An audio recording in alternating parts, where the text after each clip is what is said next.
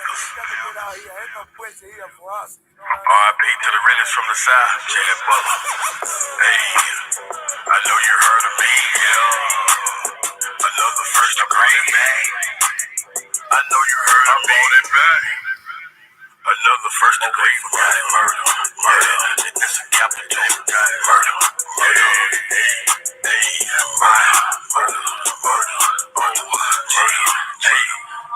I'm a pimp C, bitch, so run me my bucks. I sold pussy on the street cause I knew nothing but sluts. Just came back from Dallas, Texas in the 6'8" lack. Bitch, I got ostrich on my seat, my candy paint red and black. When I left, I had one, but I'm coming back with two. And she bought a girlfriend, hey, so now I got a few. Hey, hit the website and make it do what I do. I make 3,000 in one day, so motherfuck what you do. If I told you pussy number, you would think I was fibbing. Going in and out of town, you might think I was tripping. In the game, ain't a thing coming foreign with Jag. I spent 1,000 on a Sachi shirt and left on the tag. Got a badge, no money, and that bitch is legit. I hooked that hoe up with my plug, and that bitch hit for a brick. Whipped it up, double back, cut them rookies some slack. Bitch, I came up with corrupt, I'm selling pussy and crack. Got some kush from California, had to take me a trip. Bitch, I mailed myself a 30, made 2,000 to split. Hit the studio with Sam, cause I got something to say. Pussy stay up out my face, cause I got something to spray. True hustler out the South, big bag, man. Hater see me drop his head and get mad. And X see my new bitch and get sad. And start crying cause she eating out the trash can. Central Texas motherfucker, that's where I stay. I be in corrupt city every goddamn day. Big paper, I'm stacking. Hoes gon' let me beat they back in, cause all this dick that I be packing. A black man and a poet. Pimp C, one of the best to ever do it, and I'ma make sure that y'all know it. My best friend a real killer, so you best not trip. Pussy keep on popping off, he gon' get shot in the lip. Slow ass nigga. It's the first degree. I know you heard of me. It's the first degree. I know you heard of me. It's the first degree murder. Murder. It's the first degree murder. Murder. It's a capital murder. Murder. Murder. I brought it back. Shout out to Bun B. Just like Bun B, bitch. I was a king of moving chickens in my kitchen whipping. Never skipping, pop the clipping. I kept my sink dripping. Just in case the tap force is flipping. They got them stitches tipping. I ain't tripping, pain dripping. Plus I got bitches dripping. Now peep this game from a heavy brother, the fatty lover. Overeating belly stuff. I never been a petty hustler. I get this dick to your mother cause I'm a motherfucker. Chew me up like some hubba bubba. She'll never love another. She like to eat nut butter. I need another rubber. But keep that shit undercover. I'm trying to duck a sucker. Yes, sir, Mr. Master. Hit your sister faster than pastor to the pastor. He fucked behind the church in the pastor. Seen the bitch walking almost past her. Let the window down, then I passed her. The gas, then I asked her. If she had asthma, I gassed her. Told the bitch forget about her, pass her. Skin is yellow like hello. Booty poking like an elbow and shaking like a bowl of jello. Yeah, ho, hit the track and she ain't talking about no railroad. All she said is yes, she can't even spell no. Yeah, bro, strapped like some Velcro with nail blow. Brother better have my mail, ho, before I catch a murder case and go to jail. Oh, hell no. Suckers gon' suffer. I bust a buster at this brother with this cutter from Russia.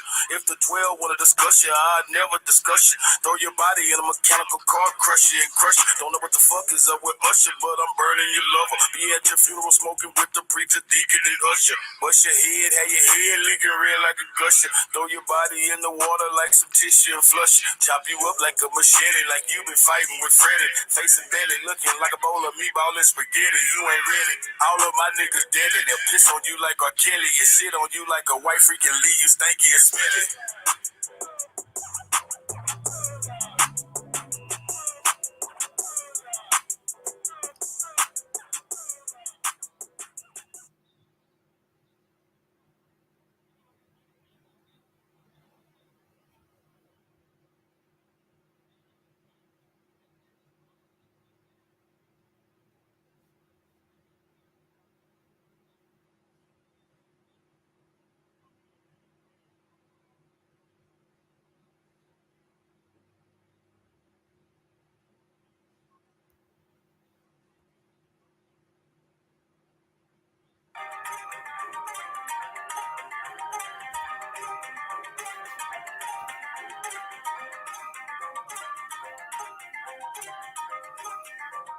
They should be cool. Yeah. I don't tolerate fuck niggas.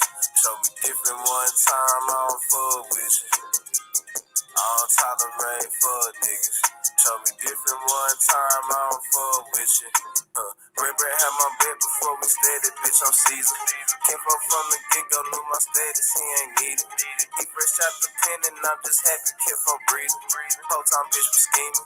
I seen, but I ain't seen it. Hanging around the niggas who think smart don't make you bigger.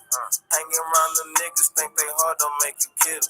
Hanging around the niggas you just met, they ain't your niggas. Heard they snatch you up trying to play cool like shit was chillin'. Loyalty ain't cool no more, niggas rather be hoes. Lucky I don't pimp no more, I would've put you on. Gangsters ain't the same no more, don't give a fuck about they name no more. Home with ain't the same no more, she bang them folks, she bang them folks. I came from the old days, if she both ways, send her both ways. Never turn the housewife, that shit dead, no way, Jose. I wrote this shit while riding in the top down, no shade. Roll these niggas up and then I spark down, propane. I don't tolerate fuck niggas. Show me different one time, I don't fuck with you. I don't tolerate fuck niggas. Show me different one time, I don't fuck with you. It's pressure, pressure, pressure, pressure. It's pressure, pressure, pressure, pressure, pressure, pressure, pressure, pressure. It's pressure. Riding in the floor, I do not kick it with forms. AK only fans, I'm on choppers doing porn. Driving in their chest, them hollows break this fucking shorn. Cock that bitch backwards, triggers pushing forward. I don't want your paper free, our money got no gold. Fuck them reparations, restitution, get them gone. Tired of being target, so I target on my own. Handy with the chrome, John Wick, tombstone. Take positive like COVID when testings and an investment. Avoiding jabs like critical, they can't stand me. Crazy with the birds versus 10 full captions. Padded room, tools enough, fumes to burn the masses. Acting nose like gases, just me and some ratchets acting ratchet. We don't need extendos cause we aiming at your pimple. So much dope up in the air, you swear the room on fire. Bodies everywhere, these bitches looking crucified. I don't tolerate fuck niggas. Show me different one time, I don't fuck with you. I don't tolerate fuck niggas.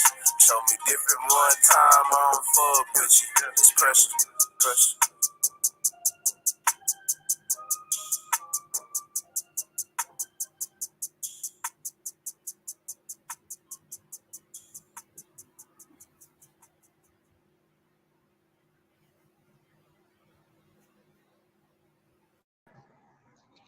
Hey, peace and paradise to all American Aborigines. Hey, Supreme Chief Holidays in the building.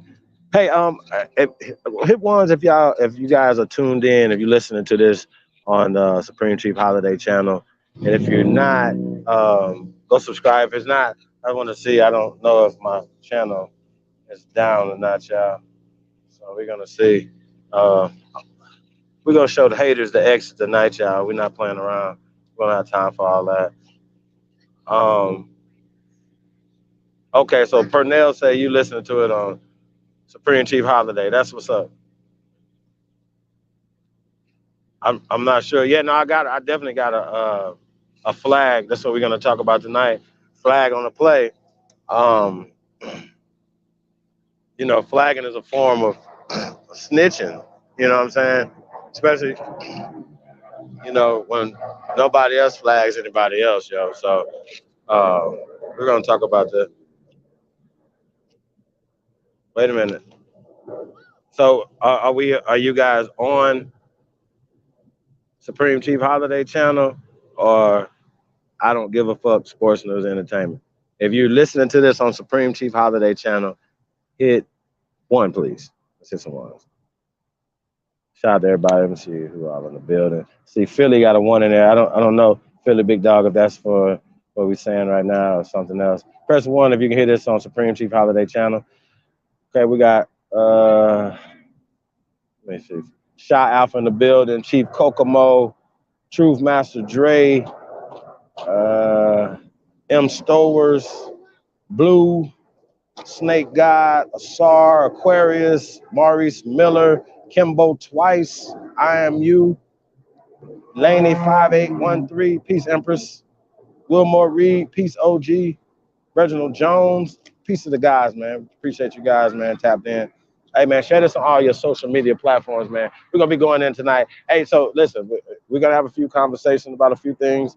We're going to talk about it, all the stuff that's going on. And I know a lot of y'all, shout out to Ultralight in the building. Queen Third Eye Cream is in the building. He said, Geek Holiday, still living hotel to hotel in all 50 states, huh? Hey, well, you know, I do tour. We're about to go on tour. First American tour coming real soon, y'all.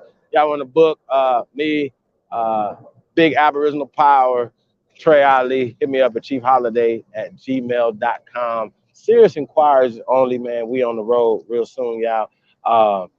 And there's others as well. So hit me up at chiefholiday@gmail.com, man. It's going down. Lectures, interviews, a lot of things going on, man. We're going to be talking about that tonight too, as well. So I want to say shout out to everybody. I see Alexis is in the building. Turtle Island, Niji, Tasco, the CEO. Y'all already know the CEO is in the building, y'all. What else we got in here? Bronze Flat Power God. I'm be on Bronze tomorrow evening for me. Tomorrow evening, man, be on Bronze Flat Power. So y'all tune into that, man. Shout out to Bronze. Indian Exposed, 100 Proof, DBPA, Dion, Chuck Jackson, Big Ooga Ooga, Omega,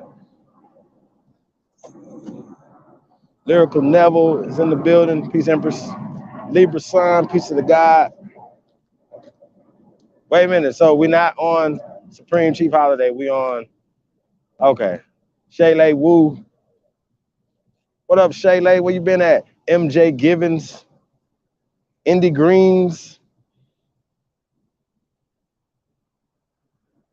Sister Amazon, big up. Peace to the guys, man. Thank you guys for tuning in. The link in, please, for the orders. So I don't give a fuck. Sports news and entertainment, y'all. I want to say shout out to everybody, man. Tapped in. We definitely appreciate y'all. Let's see. We got this pulled up yet? No? Okay.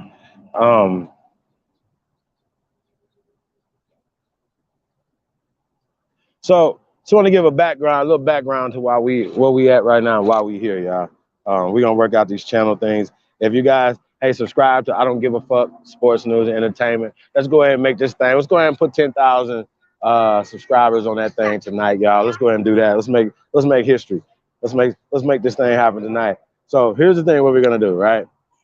Like I said, we're gonna play a little bit more music, and then we're gonna get into this build. I want to give you guys a little background while we're working on this, putting this music on here, right? I want to say the first song was My OG. That's his name, the rapper My OG, formerly known as Juke Genie, was My OG, and that was Remurdered. Shout out to Pimp C, rest in paradise to the great Pimp C. Shout out to Bun B, shout out to the great Bun B. Yeah, you know, he snapped out on that. Unreleased music, y'all, by the way. That's all our music, you know. So this is gonna be a Remurdered. We're about to murder this guy's career tonight. So I just want y'all to know this is what this is, man. You know, we're gonna be going in on the Bapthomet. This is Baby Boule 5. Throw your 5 in the air. You know what I'm saying? So we're going in tonight on this November 5th. So 5s are in the building, y'all. So shout out to the number 5. I don't want nobody to get weirded out. I was gonna put this crazy thumbnail up, man, but it was hard to put it in there. And some said, you know what? They ain't ready for that. You know, there was a reason why that didn't happen. So y'all wasn't ready for that. So I want to say shout out to everybody, man. We already got enough going on. A lot of spooky people. I see Chuck got some ones up in there, man. So I guess we are tuned in live on Supreme Chief Holiday channel, man. I want to say shout out to everybody, man. We definitely appreciate you guys. Hey, wherever you at, you could be anywhere else in the world, but you're here with us. J-Rock is in the building. What up, though? Rashawn, Chickahominy Roots, Elizabeth Young. Say peace to the guys, man. We definitely appreciate everybody in the building. 2, I got 5. Yeah, I'm confused. So what's the 5? What happened with the 5? Yeah. This is Baby Boule 5. I see the original Copper Empress Hobart is in the building. Peace, Empress. Yeah, we're gonna be definitely putting the link out there a little later on, y'all. Just wanted to get into this build. I'm actually gonna, come in the chat room as well. Fam, man, make sure everybody. Okay, so no on the Supreme Chief channel. Okay, cool. So y'all do me a favor, if you haven't subscribed to I Don't Give a Fuck Sports News and Entertainment, let's go ahead and get this over there. Like I said, let's put 10,000 subscribers on that channel ASAP, man. So yeah, man. So just let y'all know, Dane Calloway, Sister Bethy are snitches.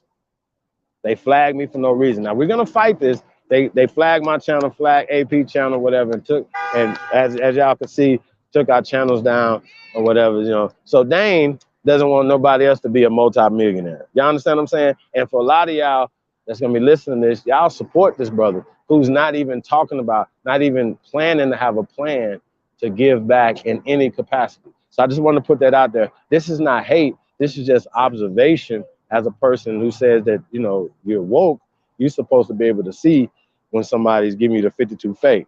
You know what I'm saying? So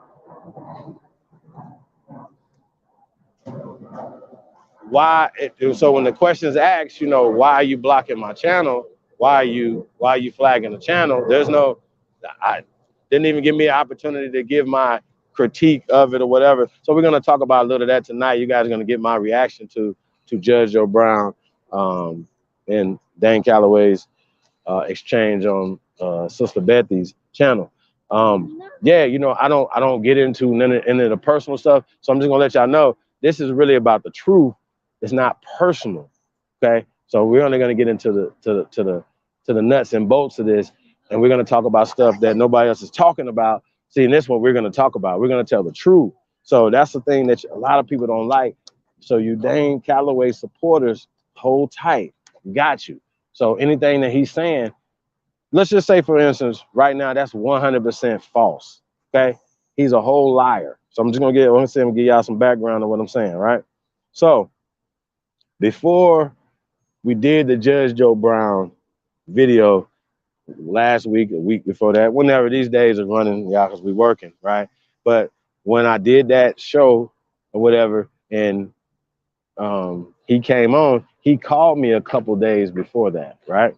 And I told him, right? So just so y'all know, right? I told him I was gonna do the Judge Joe Brown show. And he was like, oh yeah, you know how he do. He started name dropping and shit like that, shit that I don't care about. But the gist of the conversation, right? So y'all know the gist of the conversation. When he called me, he was acting all like, y'all ever had, how your girl be mad at you and she really don't want to speak to you, but you called me, nigga. I didn't call you, like, as if, you know what I'm saying? To call me, to be in my business, to ask me anything, right? You could have been called me, because if there was anything that was said, right, you should have called my phone. Well, he calls me, says,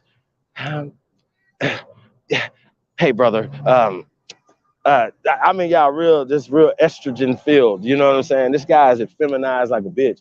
I'm just letting y'all know this. This is just my personal opinion. This is not shoot no shots. It's just a personal opinion. Because if I got your phone number and somebody says, hey, so-and-so said this about you, I'm calling your phone. Or if somebody tells you that I said something about you, you should call my phone. Matter of fact, while they on the phone, you should be like, boom, hold on, let's get him on the phone so we can clear this up. Because there has to be a misunderstanding, because I know my brother or my sister ain't having this conversation about me. Y'all see how this works? That's so simple. It causes less confusion, right? But he didn't do that. So he calls my phone, right? Shout out to Kareem Shabazz in the building.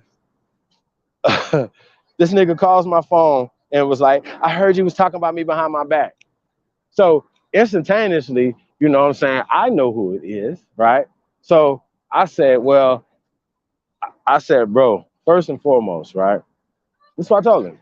I said, and we're gonna take a little journey back in time. So I'm gonna let you guys walk with me a little bit so you guys can understand why we're in this position right now, okay?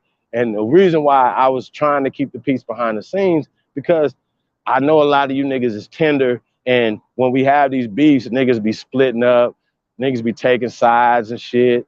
You know what I'm saying? You niggas is memorized, whatever. You niggas just so glamorized by fame or niggas buying views, okay? Y'all pick y'all leader based off of likes and views and subscribers. That means that Joel Osteen them and they got large followings, nigga. Y'all understand what I'm saying? Y'all got large following. They got large following. So y'all saying that just based off of their large followings, that they're your leaders as well, right? Hey, I want to say double hand salute to the guy, Kanye West, yo. Ye West, or just Ye. It's not West, just Ye. Shout out to Ye, the guy, man. Hey, we might get into that tonight too, y'all. Never know with us over here, man. I see Rex in the building.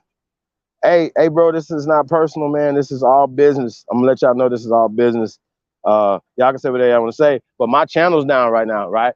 I'm just trying to be a millionaire so I can put other people on, right? Because if guess what? If I'm a multi-millionaire off the people, right?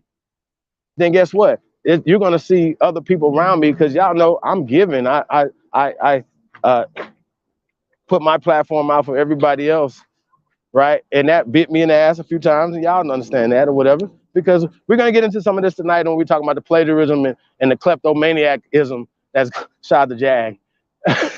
All these kleptomaniacs out here, right? Stealing and not even giving credit to nobody where they stole it from, right? Hey, man, share this on all your platforms, man. As a matter of fact, I'm not going to even get into this Dane stuff until we get these numbers up. So that's what we at right there. We're going to get these numbers up. We're going to get these motherfucking subscribes up because y'all see how they doing. They blocking channels. Go subscribe to Big Aboriginal Power News. They flagged this channel as well. So we're going to have to get some remedy. We're going to have to get a remedy to this, to all this snitching y'all got going on. So we know for a fact that that's part of snitching. Press GOAT if you believe that flagging somebody's channel for nothing is snitching. Can I get a GOAT, please? Press GOAT. Vixen is in the building. Peace Empress. ATF, all time flat, aka Chief Copperfoot's in the building. Peace guy. Said living hotel to hotel. Yo, hey man, this is crazy. What is happening? These guys know me. Hey bro, what you got? Hey bro, what you got on my hotel bill then, sir? Why you talking so much shit? What you got on my hotel bill? You and Dane, since y'all got so much going on, what are y'all gonna do for the people that are homeless? Since y'all talking about people that are homeless, why don't y'all do that? Why don't y'all do something for the homeless since y'all talking like that? Because guess what? I help the homeless. I feed the hungry. Y'all see how this work? I don't sit around there and want any gratification for that. Well, press GOAT if you believe flagging people's channels and getting people's channels. Like, what if I couldn't broadcast to you guys tonight because I didn't have a channel to broadcast on? What if AP couldn't did that today, right? See, that's hating. That's hating. So I'm gonna get back to the story, right? Let's get back to the story. Get back to the story of little Danny boy, right? Okay, so back in the days when everything before I ever met this guy or whatever, we were on, I want to say Phoenix Moon's channel, and it was Tomahawk Tony, myself, Phoenix, one other person I think, can't remember, but I know A1 was there. And then they tried to ambush us, right? This when Dane first came to YouTube. He was on Facebook. I guess they were having some Facebook tips before whatever. They said they tried to ambush us, right? And say, hey, what do you guys think about Dane Calloway and being a plagiarizer and all this other shit, right? And I never knew the guy. I never heard of the guy like that or whatever. So I didn't know anything about that. But what I did know that he was just putting out information, okay? And how they were, to me, they didn't present any evidence at the time, right? And I don't participate in that type of conversation. So I politely declined to participate in that, right? Didn't know him for a can of paint. But I just didn't feel like that was right and exact by saying that he was plagiarizing, because at the time they hadn't presented any information, right? So that's just what I'm saying, right? So we're gonna keep fast forward. Now this is before that. So I know a lot of you guys don't remember, before there was an Aboriginal community, right? We were still doing this work. So before there was a community, there were people still doing this work, right? Still banging on the pan boo-boos, all these things or whatever, right? Still building the foundation of what that you guys are calling the Aboriginal community. Okay, so I did a Monday night show, right, on Lex Vortex. Shout out to Lex Vortex, right? Because Lex Vortex didn't have to do that, but he wanted to diversify and bring different people over. So I chose Monday night, and we had Monday Night Lit on Lex Vortex channel doing American History Show. Now, some of y'all didn't see the American History Show, but the ones in the chat room remember the American History Show, right? Now, do y'all remember ever seeing little Danny boy, aka Dane Calloway, in the goddamn chat room? Do y'all ever remember that? I do. And I also remember he was a part of a debate we had, shout out to Root Word, in a group debate. And if anybody's seen that debate, if you were there or whatever, then you would know as well that he was the weak link on the debate team. Shout out to James Gilmore in the building. Peace guy. Marcia is in the building. Peace Empress. Mississippi Stand Up, a rising Aboriginal. Yeah. Okay, a rising Aboriginal. Okay, I got you. That's fine. You guys got a you guys got a right to be there. So we're gonna see if you're gonna still support this guy after this, okay? And we're exposing him. So that's fine. And you have a right to be a whole woodpecker. You do. You have a right, like Judge Joe Brown said. Shout out to Judge Joe Brown, said that this nigga's like some Jim Jones shit because he's not producing anything but making you think, right? That's what he's doing. Well, Empress Hope say cliffhanger. Okay, so going back to this story, right? So I declined from that or whatever, and from that day, as well as A1, shout out to A1, we declined from that conversation, and from that day forward, it started a rift in the community. From that day forward, and every little thing, whether hey you dealing with a Moor, this is happening, all these things that all these new booty people, even Phoenix Moon was a new booty coming in trying to run shit and trying to tell people what to do in motherfucking Aboriginal country. This is our shit. So you new motherfuckers can't come in and tell us to do nothing, okay? Including Dane. But anyway, we still give everybody the same fair shake or whatever. We treat everybody the same, including Dane. So come in or whatever, right? So once again, not only from that coming in, being in my chat room as a student, sir, an American history show, right? This is a history show about teaching history. And a lot of the things that I was teaching about on that show, y'all, and we can go back to the show and see him in the chat room, right? I'm gonna, like, see, here's the thing, right? There's one thing I haven't done. I don't give a fuck enough, right, to lie. I don't give a fuck enough to lie, okay? I don't give a fuck. So just keep that in the back of your mind. I don't give a fuck enough to lie about anything I'm saying. So anything I'm saying, if I'm lying, it's punishable by death. You hear me? You understand what I'm saying? And like I said, keep my name out y'all dick sucker, please. All y'all, please keep my name out y'all dick sucker, please. If y'all could do that, y'all would be so much better, for real. Just keep my name, because I'm not even subscribed to you. I'm seeing niggas still making videos about me. Like, what the fuck is going on? Nigga, I'm not even subscribed to you. Keep my name out your dick sucker. That's all you got to do. Real talk.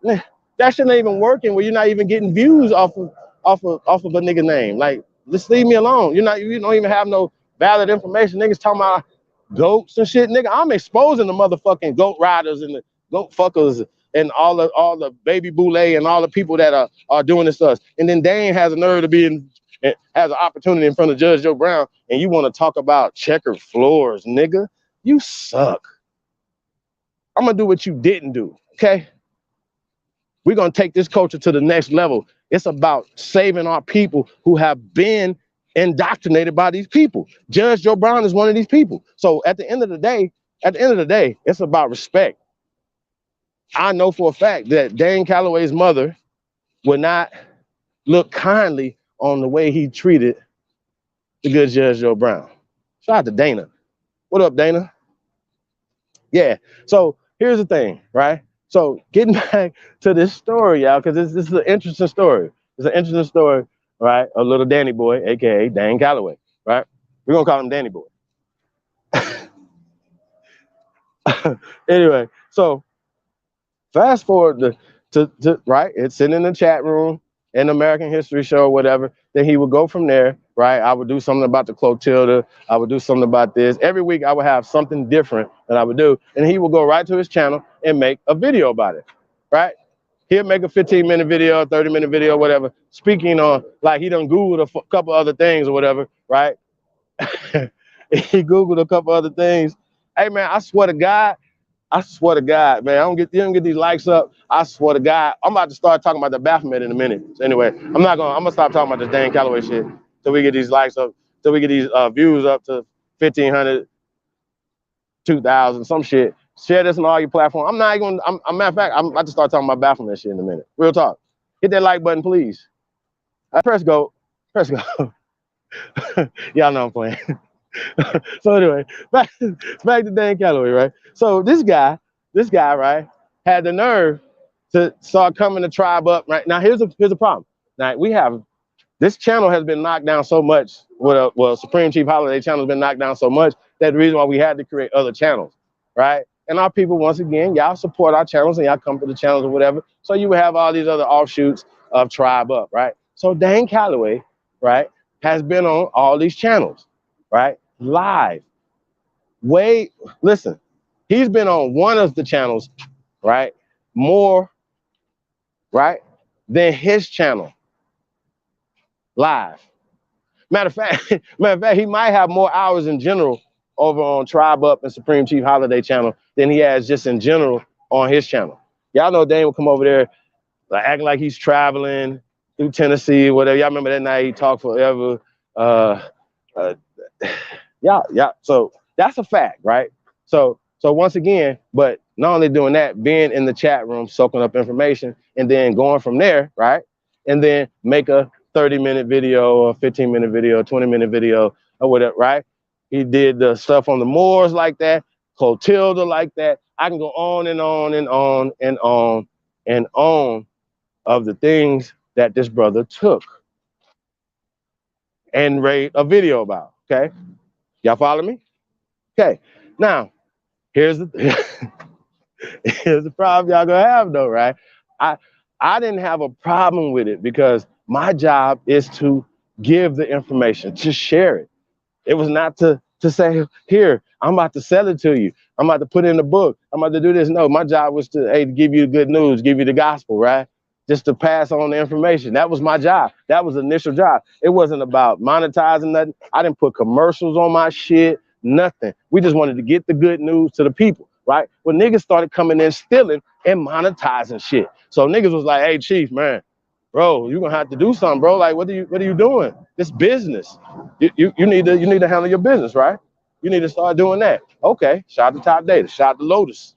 You know what I mean? People start putting me up on game because they ain't never put me up on game about, oh, well, I take that back. We got to talk about that, right? So we get to, hey, we're going to pull the song up, though, real fast, y'all. We got to get some Mr. LV up in here.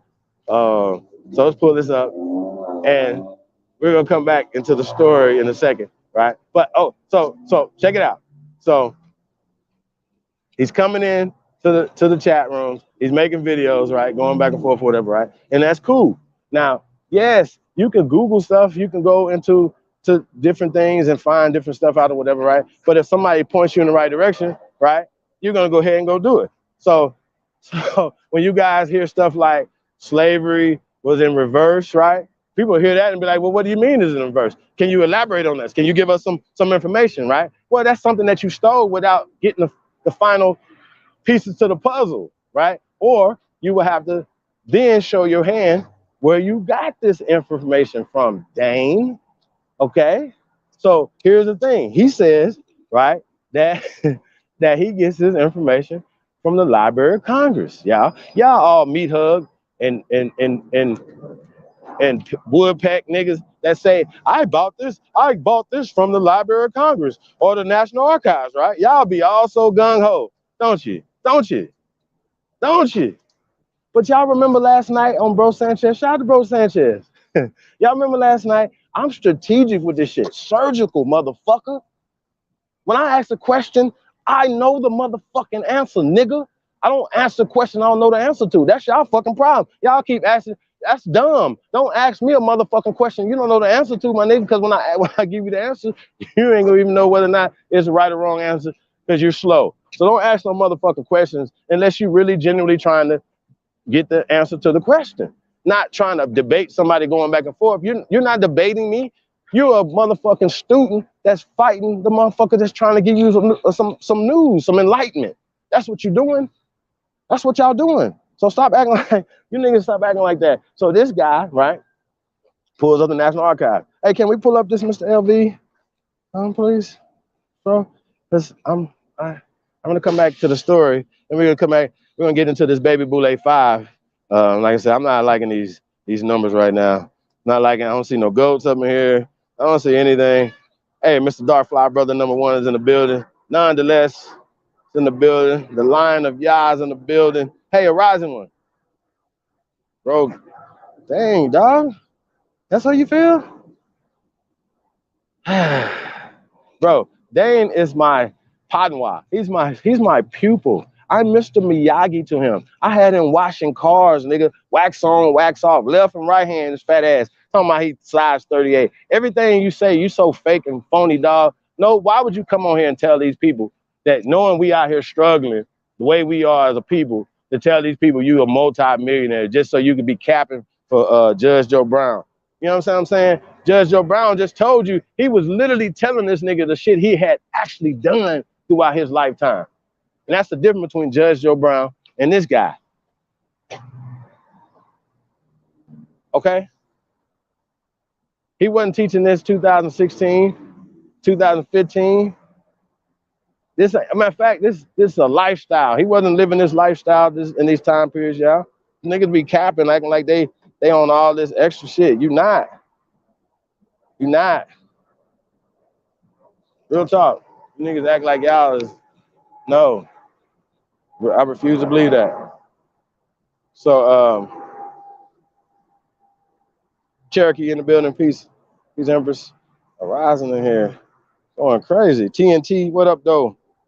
Mark, what's that? Infinite to God, peace to the God. Taylor Sherman, peace, King. Thank you guys for coming in, man. Copper colored goddess, peace, Empress. Make sure I get everybody, man. Ray Stone is in the building, peace, King. Make sure, man. Yeah, man. I mean, it's a lot of people can vouch for these stories, as they was in there.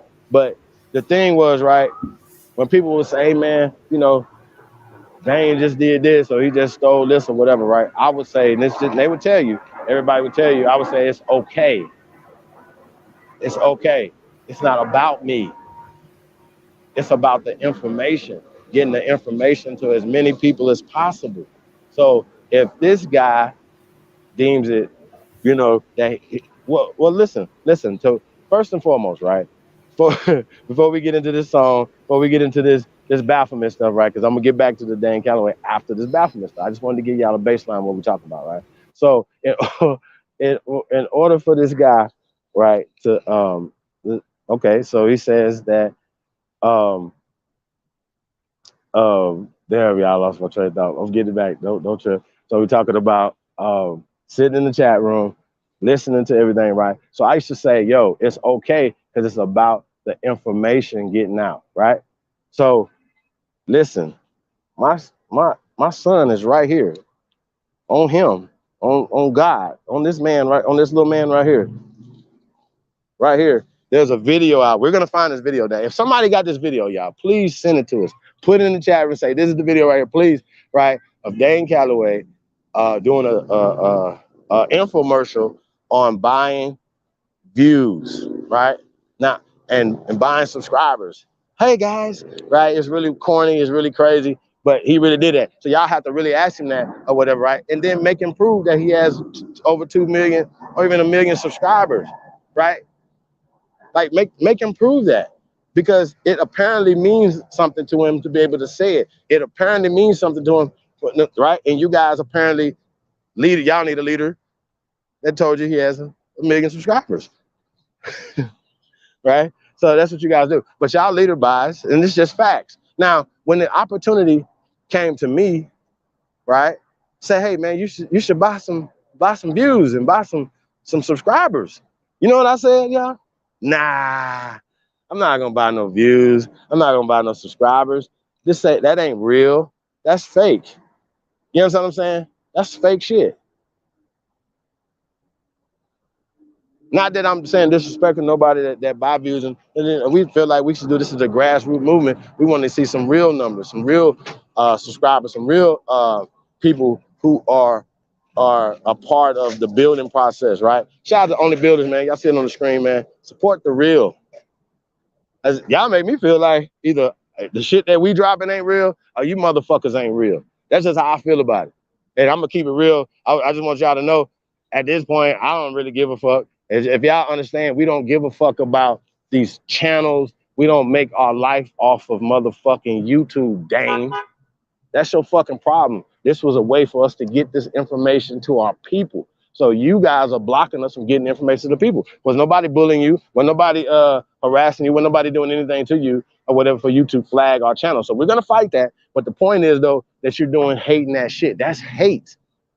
Because you can't tell me that you flagged everybody that did it because you don't know everybody that was playing the video and you didn't flag them. So you're gonna have the same problem because everybody would be fighting you back. So that was only hate, y'all, and snitching. So you guys are snitches, and we're gonna stand on that. Shout out to Lil Sleepy 202. Lil Sleepy got more balls than you, Dane. Your sister got more balls than you, sir. I got more respect for her. But she just said, yeah, I said this about this raggedy bitch. My bad. I'm just saying what Lil Sleepy would have said. Yeah, I would have stood on it. Yeah, you understand what I'm saying? That's why I went where I went, y'all, because he don't have no balls. He don't have no integrity. You understand what I'm saying? Hey, can we pull up this underhaul, please? So yeah, and then we're gonna come back. We're gonna get into this Bapthomet joint, y'all. We'll talk about the Bapthomet, whatever. We're gonna get back to this Dane Calloway stuff, y'all. It's like I said, I'm gonna prove my point. I don't want to go back and forth with y'all, whatever. Right now, the channel down because they mad because we was going viral. It all begins with creating a brand voice. How it looks, how it talks. Let's go. Underhaul, Mr. LV, Nate, Village, Arkansas, stand up. Yeah. Ace A Band Runner, let's go.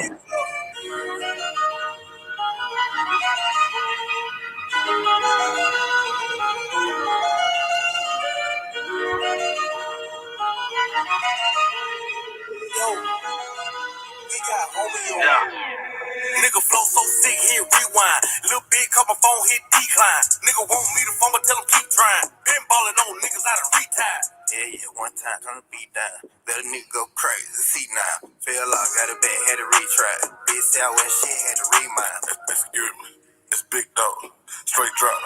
Yeah, I'm working. Hey, yo. Big bang, good as a 10 for pour some drink, roll up some ganja. I'm about to blow like a motherfucking roster. Big dog status, you know I ain't flogging. Go in the way that I want, I ain't ball. Yellow bone with me, feeling like a mod. She wanna kick it, she my no garage. I just want head, I don't want no body. Might take a nigga, bitch, that's a ride. That whole back stop, nigga. Ain't no motherfucking option, nigga. Oh, I got your little hoe up on my side like a motherfucking option, nigga. Big black nigga, my persona. Yes, I'm guilty of killing these niggas and fucking these bitches. Yes, I admit to the charges. ABR be the mafia. Tell them ain't nobody stopping us. A lot of sucker niggas wanna copy us. Still dripping on the floor, you can mop it. Let me pop my shit. Niggas be killing. Gotta swap my shit. Niggas watch my shit. Since you niggas stealing, well let me lock my shit. Let me stop my shit. Yeah, I'm from the bottom, but that don't stop not shit. Bitch, I'm an underdog. I mean, underhaul. Still, nothing top my shit. Bitch, I'm the truth. And I showed you over and over again. This shit ain't no fluke. This is the proof. I set the bar in this bitch, and I'm gonna raise it like a roof. They counted me out. Yeah, they gotta be tripping. I don't know shit about a dish. Subtracting myself. Many things bullshitting. I move forward this position. Since I do music, now I gotta move different. Be damn, I move without a tool. From rappers is dangerous, and I just can't be caught slipping. Be damn, I let a nigga do it. I ain't no killer, but I ain't never scared to shoot it. Don't run up on me like a groupie. You got some beef. Nigga shells coming clue. This won't be a taco Tuesday.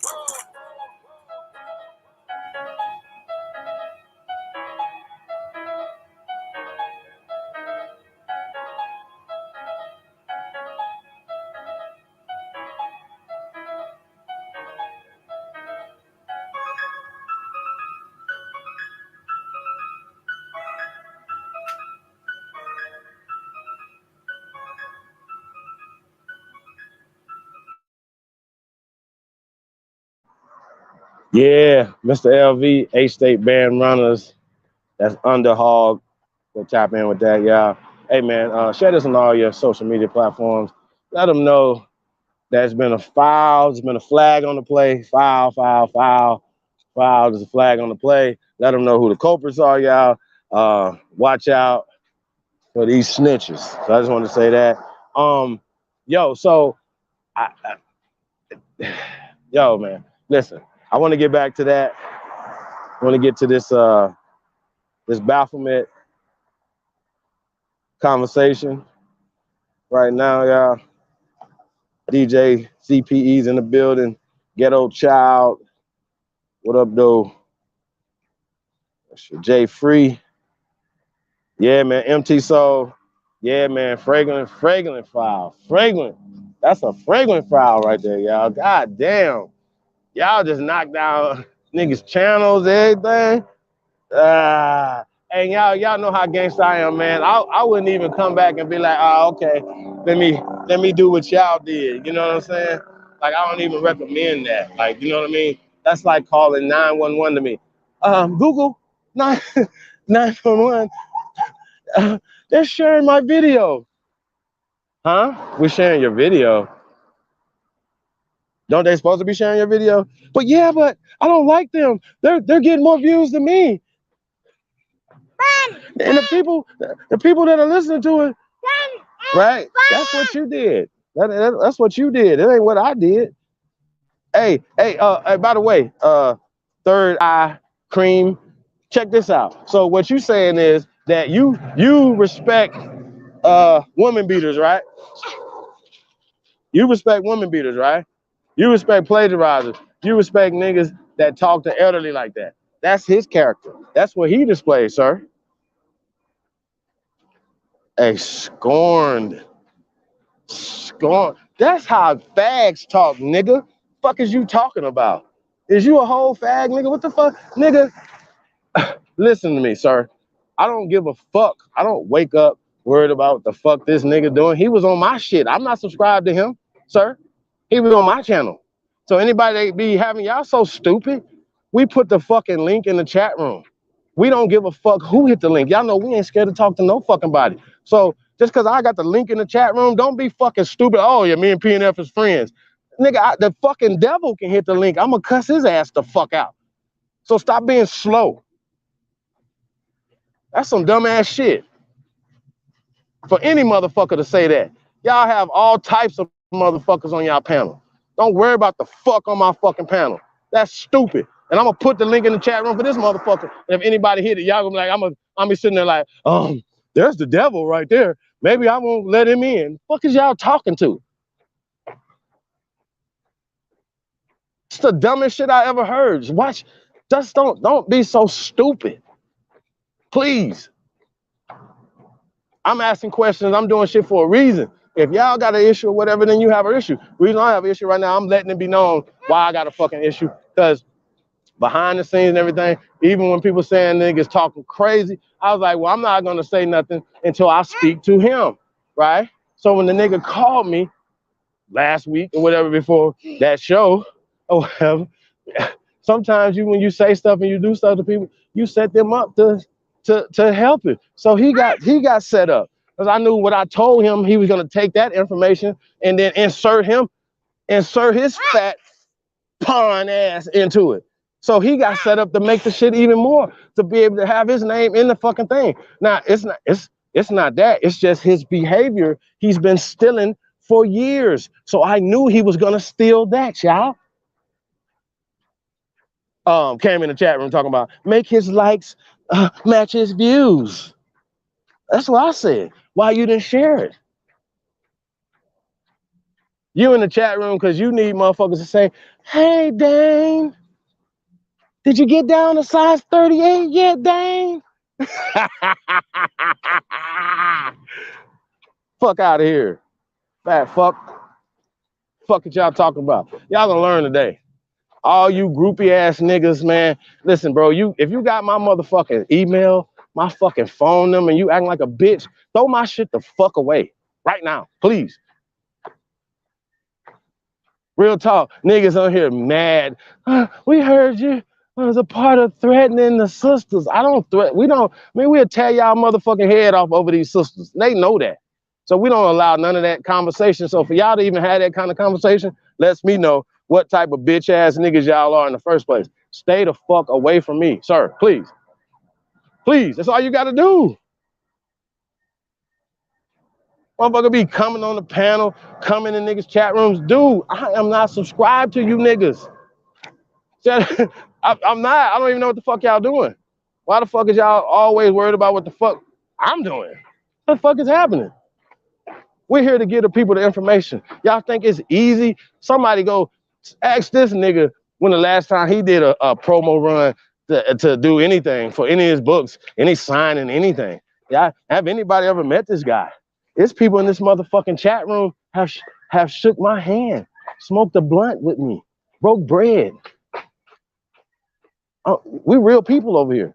We're not hiding out. Some motherfucker be like, oh, show your face. Man, you listen, if that means that you're not even on YouTube, if you haven't seen my face, and why are you looking for my face? Oh, you need facial recognition. You trying to go to the precinct. Hey, we have somebody else is hating on me. Really? So you guys are gonna show mug shots. You guys are gonna talk about criminal activity, huh? Criminal activity, huh? That's what y'all gonna talk about. Y'all gonna talk about niggas that's criminals, right? The same criminal justice system that we all supposed to be fighting against, that we know that put our people in a real fucked up position. So then, you know, some niggas gonna turn around and say that. So we're not shaming this brother for none of that or whatever, but what I'm talking about is what's disgusting to me is that the nigga is coming out saying this type of stuff when you know you got a motherfucking criminal record and you didn't like it when the motherfuckers was putting your criminal record out there. Now, I don't remember if they showed your motherfucking mugshot or not, but nigga, you showing people mugshots. That's dishonorable. Hey, who's that fool in here? The fool in here that like Dane, riding on Dane's. Do you condone showing people mugshots, sir? Would y'all want this guy knowing y'all name and address and stuff like that? We are here for the information. We're not here to be trying to expose people's criminal record. And I had that same stance when they were trying to say that for him. I said this, look, long as, hey, you know, people make mistakes. People, you know, just because you're a part of the Slap-a-Hole tribe, Dane, don't, you know, that's on you. But that don't mean, right? We wasn't throwing him away over that. Y'all follow me? Right? So, App TV in the building. So yeah, let's talk about it. Bubbly Star Child's in the building. Peace to the God. Y'all understand what I'm saying? Like, I just want to make this clear so everybody can understand what we're doing right now, right? That's what I want to do. Hey, I definitely want to pull up this video right now, y'all. We're gonna get into this Baphomet stuff. Then we get back to the Dane Calloway conversation, exposed video. But like I said, y'all gotta get these motherfucking numbers up. I'm gonna get that room too. I'm gonna share this on my social media platform. But I want to pull up this video on the Baphomet. We're gonna get into this Ben Boulay. We walking this thing down, y'all. But a lot of people don't know what this Baphomet thing is. Once again, you know, when you join these organizations, you don't know that these organizations are I don't want to say devil worshiping because I don't believe in the devil like that. So I don't want to say that. I want to say anti, you know, organizations. We say that, you know what I'm saying? Anti, right? So yeah, I want to pull up this this Baphomet documentary, y'all. We're gonna get into this. Charles Johnson's in the building. Wilmore Reed. See, Winner Chicken Dinner is in the building. Shout out to Winner. What else we got in here, y'all? Blue God, first time.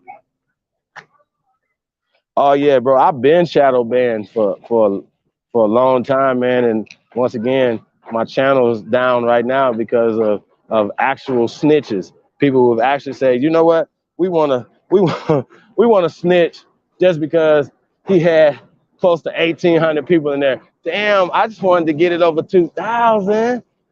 You didn't have to shoot me in the eye. You could have shot me in the body. Hey, hey, they act like it's gonna stop anything. Y'all, it's not gonna stop nothing. It's not. We've been here before. So they're not gonna stop. We're gonna be active every motherfucking day still. So we're gonna keep putting out this information. We're gonna keep inspiring, you know, for greatness, man. That's what we on here. We're on here to inspire for greatness, y'all. Yeah, we're trying to get this video pulled up, y'all. Hey, support the real. Share this on all your social media platforms. We definitely appreciate that. What else we got going on, y'all? Let's get it. Now, for all you squeamish people, bear with me, okay? Bear with me. Let's Satanism and the occult. A sinister-looking anthropomorphic goat, cross-legged, gesturing, its furrowed gaze locking eyes with the viewer. There's something about the symbol that seems ancient and timeless, and although the name given to it, Baphomet, is centuries old, the image itself is relatively new and can be traced back to the 19th century. French occultist Alphonse Louis Constant, better known by his pen name, Eliphas Levi, his attempt at translating his name into Hebrew, was the first to conceive of the modern Baphomet symbol, although admittedly he did borrow elements from the devil of the medieval tarot. Levi's Baphomet, which he also referred to as the Sabbatic goat, or goat of Mendes, was meant to symbolize the absolute, or a kind of equilibrium or totality of binary opposites. Its arms posed in an alchemical gesture, one pointing upward, the other down, bear the Latin words salve and coagula, meaning to separate and join. Levi's illustration of Baphomet, which he had drawn himself, was included in his 2-volume work entitled Dogma and Rituals of High Magic. Dogma was published in 1854, followed later by Ritual in 1856. Levi himself had the following to say about the so-called frontispiece, the illustration facing the title page. The goat on the frontispiece carries the sign of the pentagram on the forehead, with one point at the top, a symbol of light, his 2 hands forming the sign of occultism, the one pointing up to the white moon of Hesed, the other pointing down to the black one of Gabura. This sign expresses the perfect harmony of mercy with justice. His one arm is female, the other male, like the ones of the androgyne of Cunrath, the attributes of which we had to unite with those of our goat, because he is one and the same symbol. The flame of intelligence shining between his horns is the magic light of the universal balance, the image of the soul elevated above matter, as the flame, whilst being tied to matter, shines above it. The beast's head expresses the horror of the sinner, whose materially acting, solely responsible part has to bear the punishment exclusively, because the soul is insensitive according to its nature and can only suffer when it materializes. The rod standing instead of genitals symbolizes eternal life, the body covered with scales, the water, the semicircle above it, the atmosphere, the feathers following above the volatile. Humanity is represented by the 2 breasts and the androgyne arms of the Sphinx of the occult sciences. The Sabbatic goat head inside an inverted star first appeared in the 1897 work Le Clef de la Magie Noire by yet another 19th century French occultist Stanislas de Guaita. At the 5 points of the star are the Hebrew letters spelling Leviathan. Also incorporated in the symbol are the names of the Hebrew archangel Samael and Lilith, Adam's first wife in Hebrew folklore.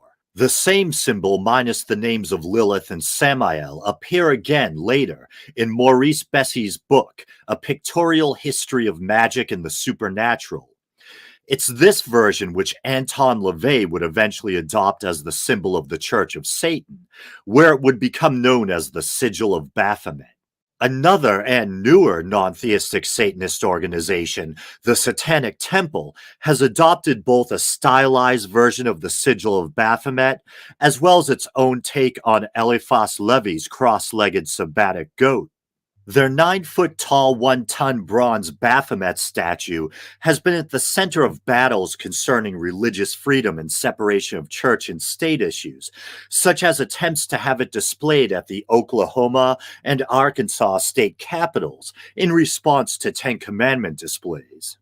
As previously mentioned, Baphomet as the Sabbatic goat is a relatively new invention, only dating back to the 19th century.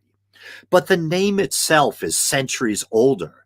It first appears in transcripts from the Inquisition of the Knights Templar, although possible variants such as Baphomets or Baphum do appear earlier.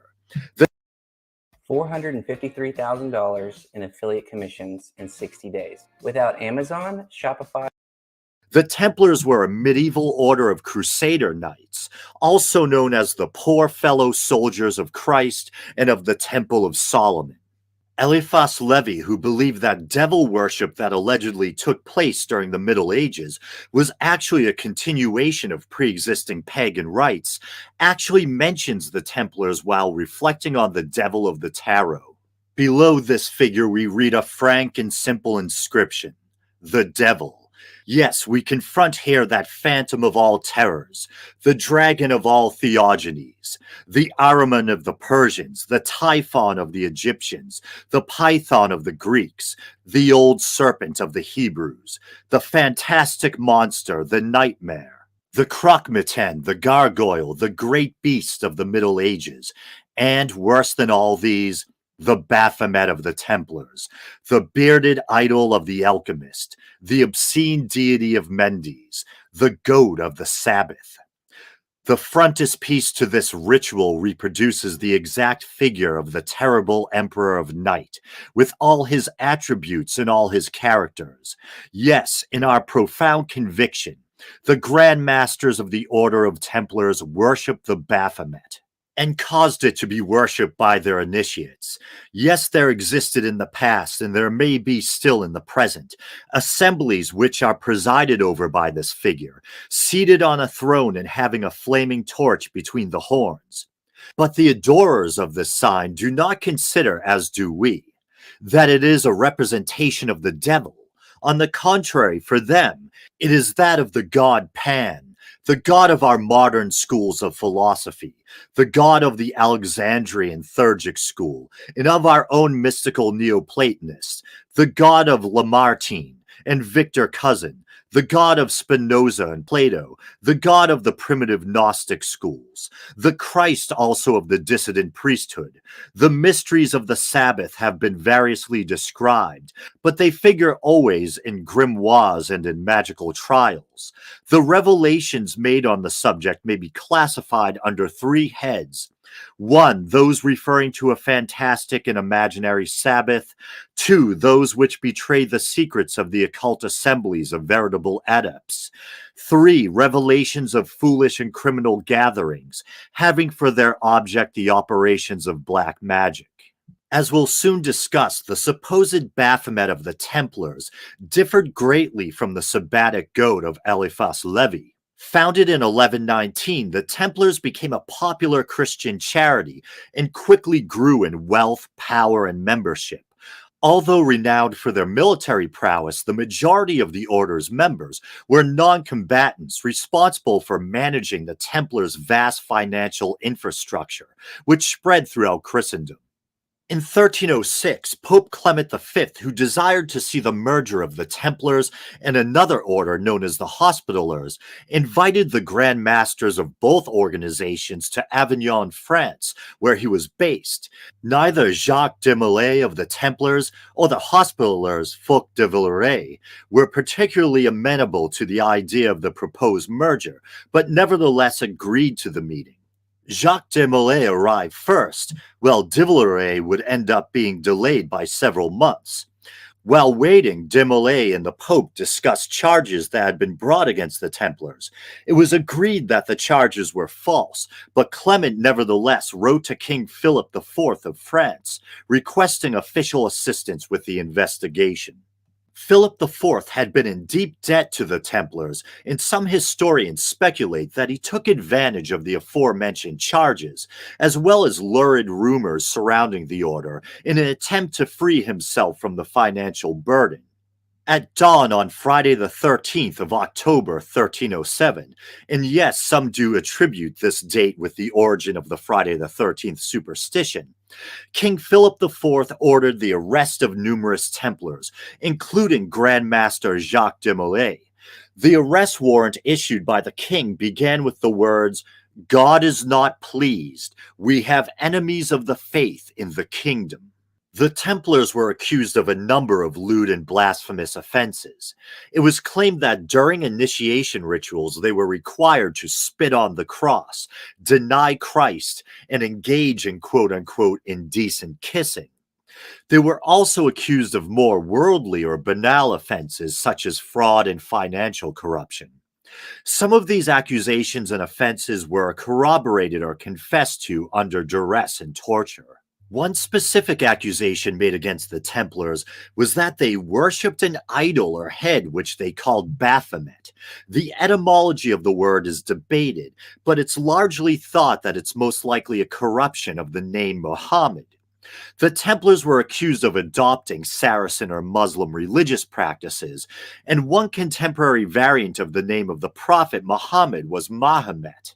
It seems that Muhammad or Mahomet also became a general term for a false idol in medieval Christendom.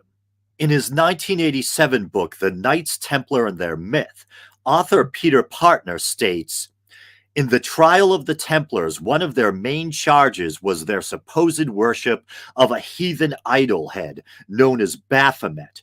Baphomet equals Mahomet." While researching this episode, I encountered the following account in numerous works.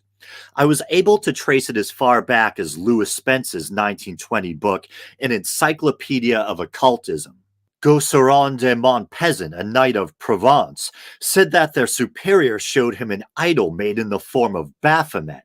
Another, named Raymond Roubaix, described it as a wooden head on which the figure of Baphomet was painted, and adds that he worshipped it by kissing its feet and exclaiming Yalla, which was, he says, verbum Saracenorum, a word taken from the Saracens.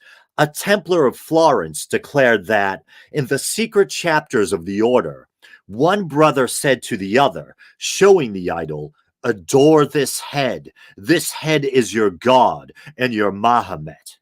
Another young Templar confessed the following: "I, Raymond de la Fière, 21 years old, admit that I have spat 3 times on the cross, but only from my mouth and not from my heart." This would be in keeping with the idea that the Templars may very well have engaged in sacrilege and or idol worship, but not out of disdain or rejection of Christianity, but to the contrary, that it may have been done as a kind of preparation in case of capture, an attempt to condition themselves to be able to betray the cross in body, but not in heart or spirit. The exact nature of the idol the Templars supposedly worshipped varied from account to account. This is probably due in some part to the unreliability of both rumor and coerced confession. Some said it was a mummified head, possibly that of John the Baptist, others a head with 3 faces, or even a cat. In fact, the order did supposedly possess some silver gilt heads, which they kept as reliquaries, objects used to house relics, including one bearing the inscription Caput or Head 58. Among those heads may have been those of Saint Euphemia and Hugh de Payon himself, the co-founder and first Grand Master of the Templars. Dozens of Templars, including, despite having retracted their confessions, Grand Master Jacques de Molay and Preceptor of Normandy Geoffroy de Charnay, were burned at the stake. De Molay asked that he be tied facing Notre Dame Cathedral, with his hands being able to be clasped in prayer. It's said that from the flames he shouted, God knows who is wrong and has sinned. Soon a calamity will occur to those who have condemned us to death. As the story goes, Pope Clement died a month later, and King Philip IV died in a hunting accident before the year was out. As stated earlier, the consensus seems to be that Baphomet is a corruption of Muhammad, but there are other interesting, if not entirely convincing, theories concerning the etymological roots of the word. In his 1965 work entitled Le Baphomet, Pierre Klosowski suggests that Baphomet is a coded amalgam, borrowing letters from various words. The following is an English translation. The Baphomet has diverse etymologies. The three phonemes that constitute the denomination are also said to signify, in coded fashion, Basilius Philosophorum Metallurgicum, the sovereign of metallurgical philosophers, that is, of the alchemical laboratories that were supposedly established in various chapters of the temple. The androgynous nature of the figure apparently goes back to the Adam Kadmon of the Chaldeans, which one finds in the Zohar. According to this explanation, the BA is borrowed from Basilius, the PHO from Philosophorum, and the MET from Metallurgicum. Put them together, and you have the word or name Baphomet. Christoph Friedrich Nicolai, a German bookseller and Freemason, active in the 18th and early 19th centuries, asserted that the Templars were Gnostics, and that Baphomet was a compound word from the Greek meaning baptism of wisdom. He also drew a connection between the so-called Figura Baphometi and the pentagram of Pythagoras, noting the similarities between the Gnostics and the Pythagoreans. Gnosticism, from the Greek for knowledge, gnosis, is an umbrella term for a number of ancient sects or religious systems, many Christian or in the Christian-Jewish milieu, which placed a heavy emphasis on mysticism and secret knowledge. 19th century French lexicographer, Freemason, and philosopher Émile Littre, in Dictionnaire de la langue française, asserted that the word was formed Kabbalistically by writing backwards the abbreviation for Templi Omnium Hominum Pacis Abbas, abbot or father of the Temple of Peace of all men. Apparently his source was the so-called Abbé Constant, none other than Alphonse Louis Constant, the one and only Eliphas Levi, the French occultist behind the iconic Baphomet sabbatic goat image. According to Hugh J. Schoenfield, a scholar who had worked on the Dead Sea Scrolls, the word Baphomet was created by using what's referred to as the Atbash substitution cipher, a monoalphabetic cipher originally used to encode the Hebrew language. He argued that by applying the cipher to the word Baphomet, it could be interpreted as being an encoded form of the Greek word Sophia, meaning wisdom. Famed British occultist Aleister Crowley incorporated Levy's Baphomet into his own religious philosophy, Thelema. The following statement appears in Crowley's Gnostic Mass: "And I believe in the serpent and the lion, mystery of mysteries, in his name, Baphomet." Crowley further states, "The devil does not exist. It is a false name invented by the Black Brothers to imply a unity in their ignorant muddle of dispersions. A devil who had unity would be a god. The devil is historically the god of any people that one personally dislikes. This serpent, Satan, is not the enemy of man, but he who made gods of our race. Knowing good and evil, he bade, know thyself, and taught initiation. He is the devil of the Book of Thoth, and his emblem is Baphomet, the androgyne who is the hieroglyph of arcane perfection. He is therefore life and love, but moreover his letters ion, the eye, so that he is light, and his zodiacal image is Capricornus, that leaping goat whose attribute is liberty." At US Cellular, we make sure a storm is just a storm and not an outage because our community relies on the network. So no matter what, the show will go on. Like Levy, Crowley viewed Baphomet as representing a union of opposites, including the union of male and female in the zygote, especially in the form of a quote-unquote magical child conceived via sex magic. In his Confessions, Crowley discusses his adoption of the name Baphomet and its supposed etymology. I had taken the name Baphomet as my motto in the OTO, an abbreviation for Ordo Templi Orientis. For 6 years and more, I had tried to discover the proper way to spell this name. I knew that it must have 8 letters, and also that the numerical and literal correspondences must be such as to express the meaning of the name in such a ways as to confirm what scholarship had found out about it, and also to clear up those problems which archaeologists had so far failed to solve. One theory of the name is that it represents the words, and here I'll pause to say that Crowley offers 2 words rendered in Greek that according to him translate to the baptism of wisdom. And now I'll continue with this passage from Crowley. Another, that it is a corruption of the title meaning Father Mithras. Needless to say, the suffix R supported the latter theory. I added up the word as spelt by the wizard. It totaled 729. This number had never appeared in my Kabbalistic working, and therefore meant nothing to me. It, however, justified itself as being the cube of 9. The word Kephas, the mystic title given by Christ to Peter as the cornerstone of the church, has the same value. So far, the wizard had shown great qualities. He had cleared up the etymological problem and shown why the Templars should have given the name Baphomet to their so-called idol. Baphomet was Father Mithras, the cubical stone which was the corner of the temple. So Crowley's concept of Baphomet, like that of Eliphas Levi, which he incorporated into his own system, seems to be largely an invention of 19th century occultism. Whatever you may make of Baphomet, as a skeptic who nevertheless has an enduring fascination with the occult, I'm glad I was finally able to dedicate an entire episode to this topic that has long captured my imagination. As always, thanks for listening.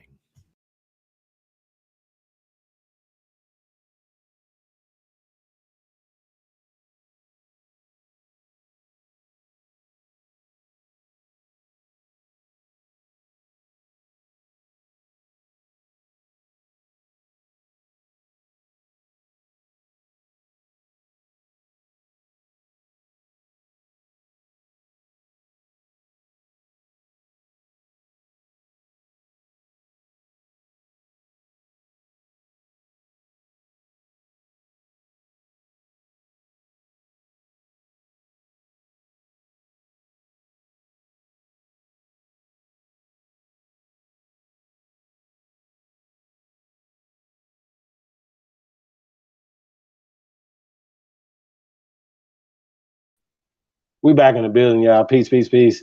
Yeah, man, I was sharing that. I want to say shout out to everybody, man. PG, thanks for the super chat. I mean, not super chat, Cash App, as well as Mr. Darkfly, brother. Thank you for the super Cash App as well, brother. Shout out to Winner. Appreciate that as well. Appreciate it. For the Cash App, we definitely appreciate everybody, man, that's holding us down. Support the real, man. We definitely appreciate that, man, that you guys are part of Only Builders, man. Shout out to that, man. I definitely appreciate that. Rick Ross is in the building. Why you let 50 Cent do him like Ja Rule? Jaguar Olmex in the building. Leonard. Peace. I seen Big Dog Philly OG up in there. Peace to the guys, man. Miss Gretchen Helm is in the building. Hey, man, do me a favor, man. If you guys haven't subscribed to I Don't Give a Fuck Sports News Entertainment right now, you know, this is the backup channel. So let's go ahead and get this channel up there as well, man. So we need 10,000 subscribers on this channel, man. So I Don't Give a Fuck Sports News Entertainment. Hey, we're just going to keep the shit rolling, man. You already know what it is. Share this on all your social medias. And if you like the content, hit the like button, man. We definitely appreciate it. If you're a hater, hit the dislike too. We don't mind. It's all good. Shout out to Free Pop Poo in the building. The Immortal Amarian is in the building. I want to say peace to the guys, man.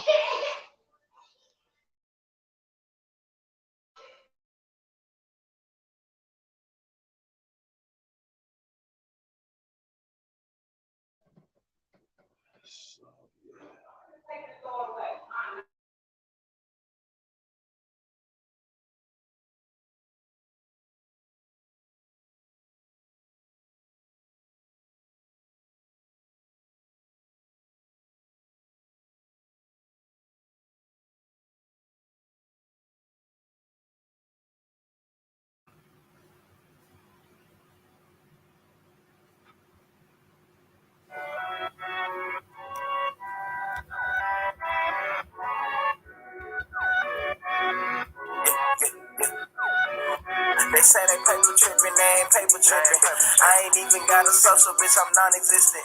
I ain't never signed no contract with no corporate business. Niggas quick to say they free, but it ain't how they living. Public school was made to create public fools. A billion pictures of invaders trying to say they you.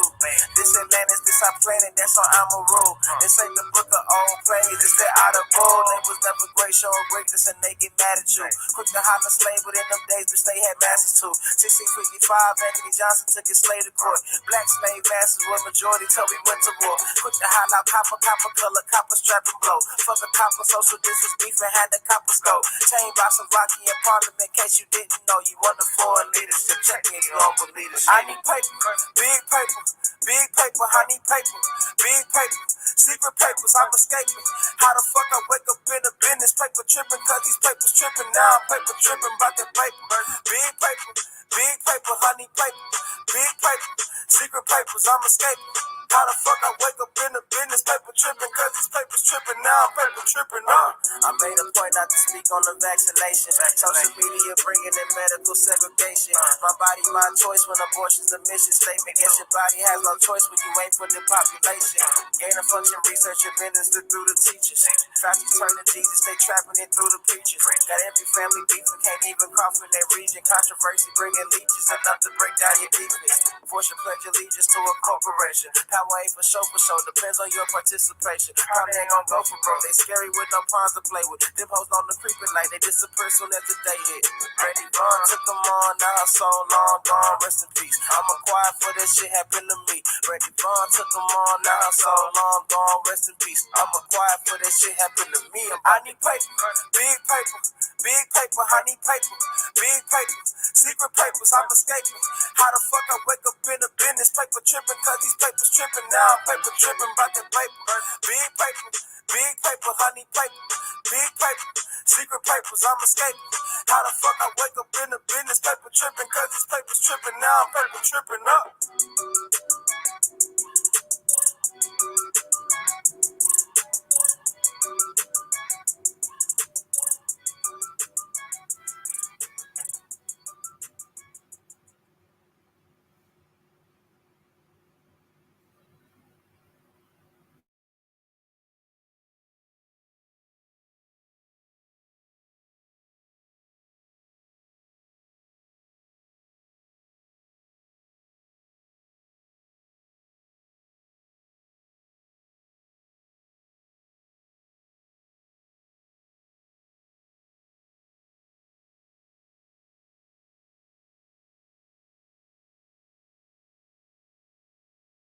And 34 cents. To hear that again, press 1. To end this call, hang up.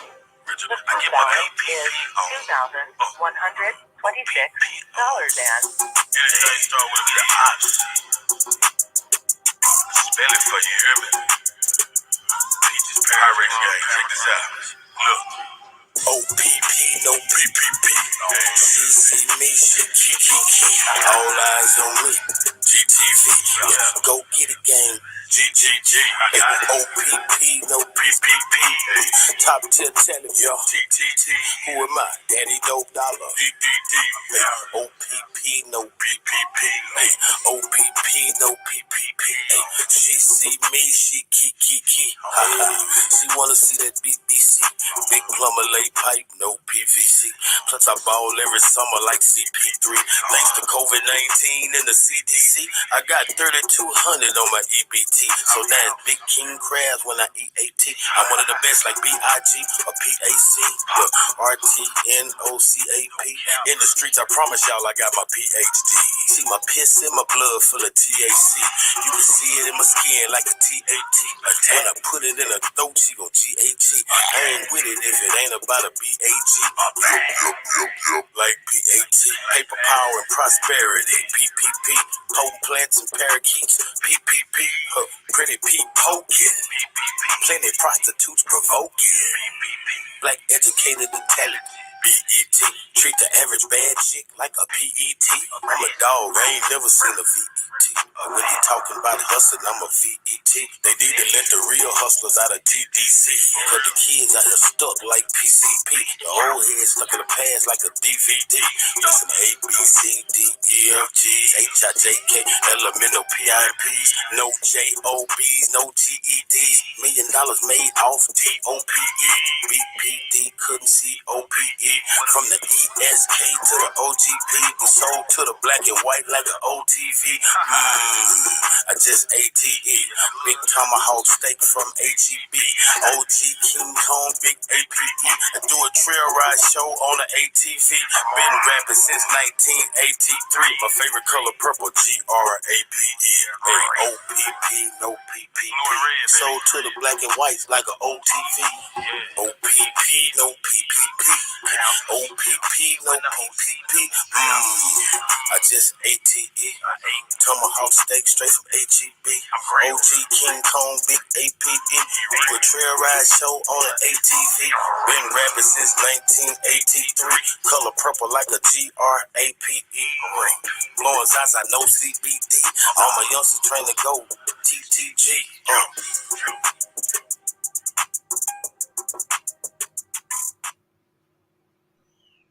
Yeah, man. OPP, no PPP.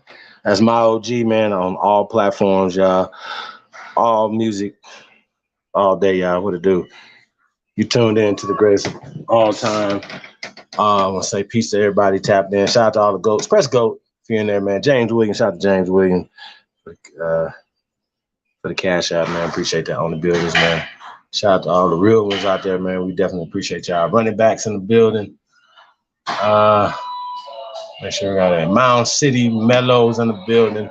Peace of the guy. I see James Gilmore in the building. Jag, what happened? What's going on?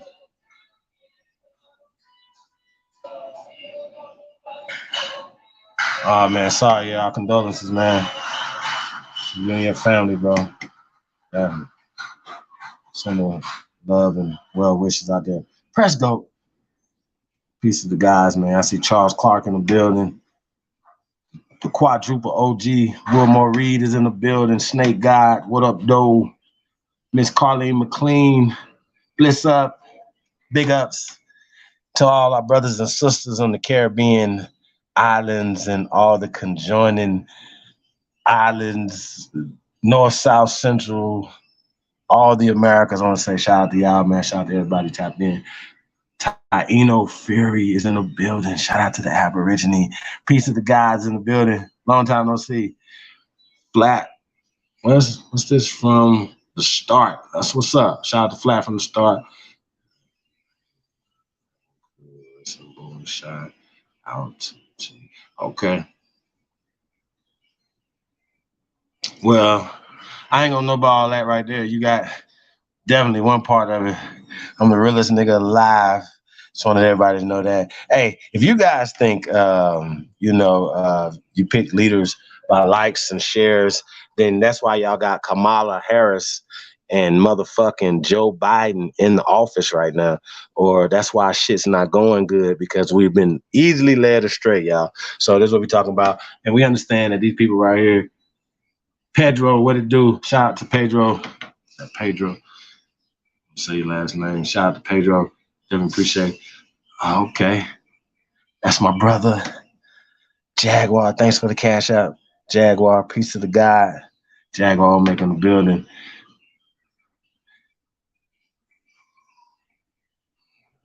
Yeah, promoting Jag's business as well. Yeah. Y'all support Aboriginal businesses around here. I see Lexus in the building. Peace Empress. The original Copper Empress Hobart is in the building. Okay, Jag, I got you. Thank you, brother. Appreciate you, man. Moon's Faye is in the building. Peace, Empress.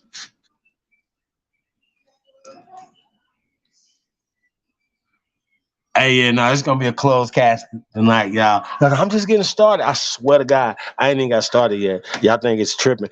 I'm not even talking about I have to lay the story out for people to understand the story for where we're going with this right here. Hey, if anybody can reach out to Dana with the data, see if we can get her or Judge Joe Brown on here tonight so we can have a conversation, a better conversation, a respectful conversation, be able to push our thing. So y'all know we're going to be talking information over here tonight, but I needed to expose this tomfoolery that's going on in the community, because you fools continue to believe that just because somebody can pull out a piece of paper, that's what it's about. All right, what the fuck this? I'm going to get on to this.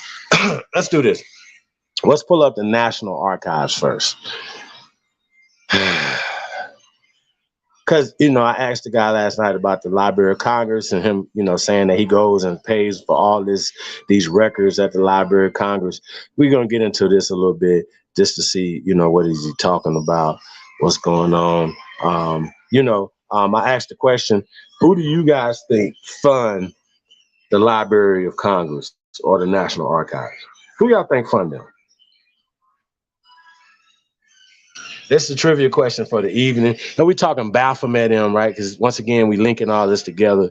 We're linking these snitches. Hey, flag on the play, y'all. Matter of fact, y'all gotta let them know when y'all see these people out here in these YouTube streets, ask them why they snitching on people, why they getting people's channels shut down for no reason. Sister Betty, I was about to say that you did a pretty decent job. You did a well better job than Dane did when you were talking to Judge Joe Brown, right? You were getting a little frustrated, but you were going there. But you don't have enough information to have this conversation with Judge Joe Brown. And apparently Dane didn't either.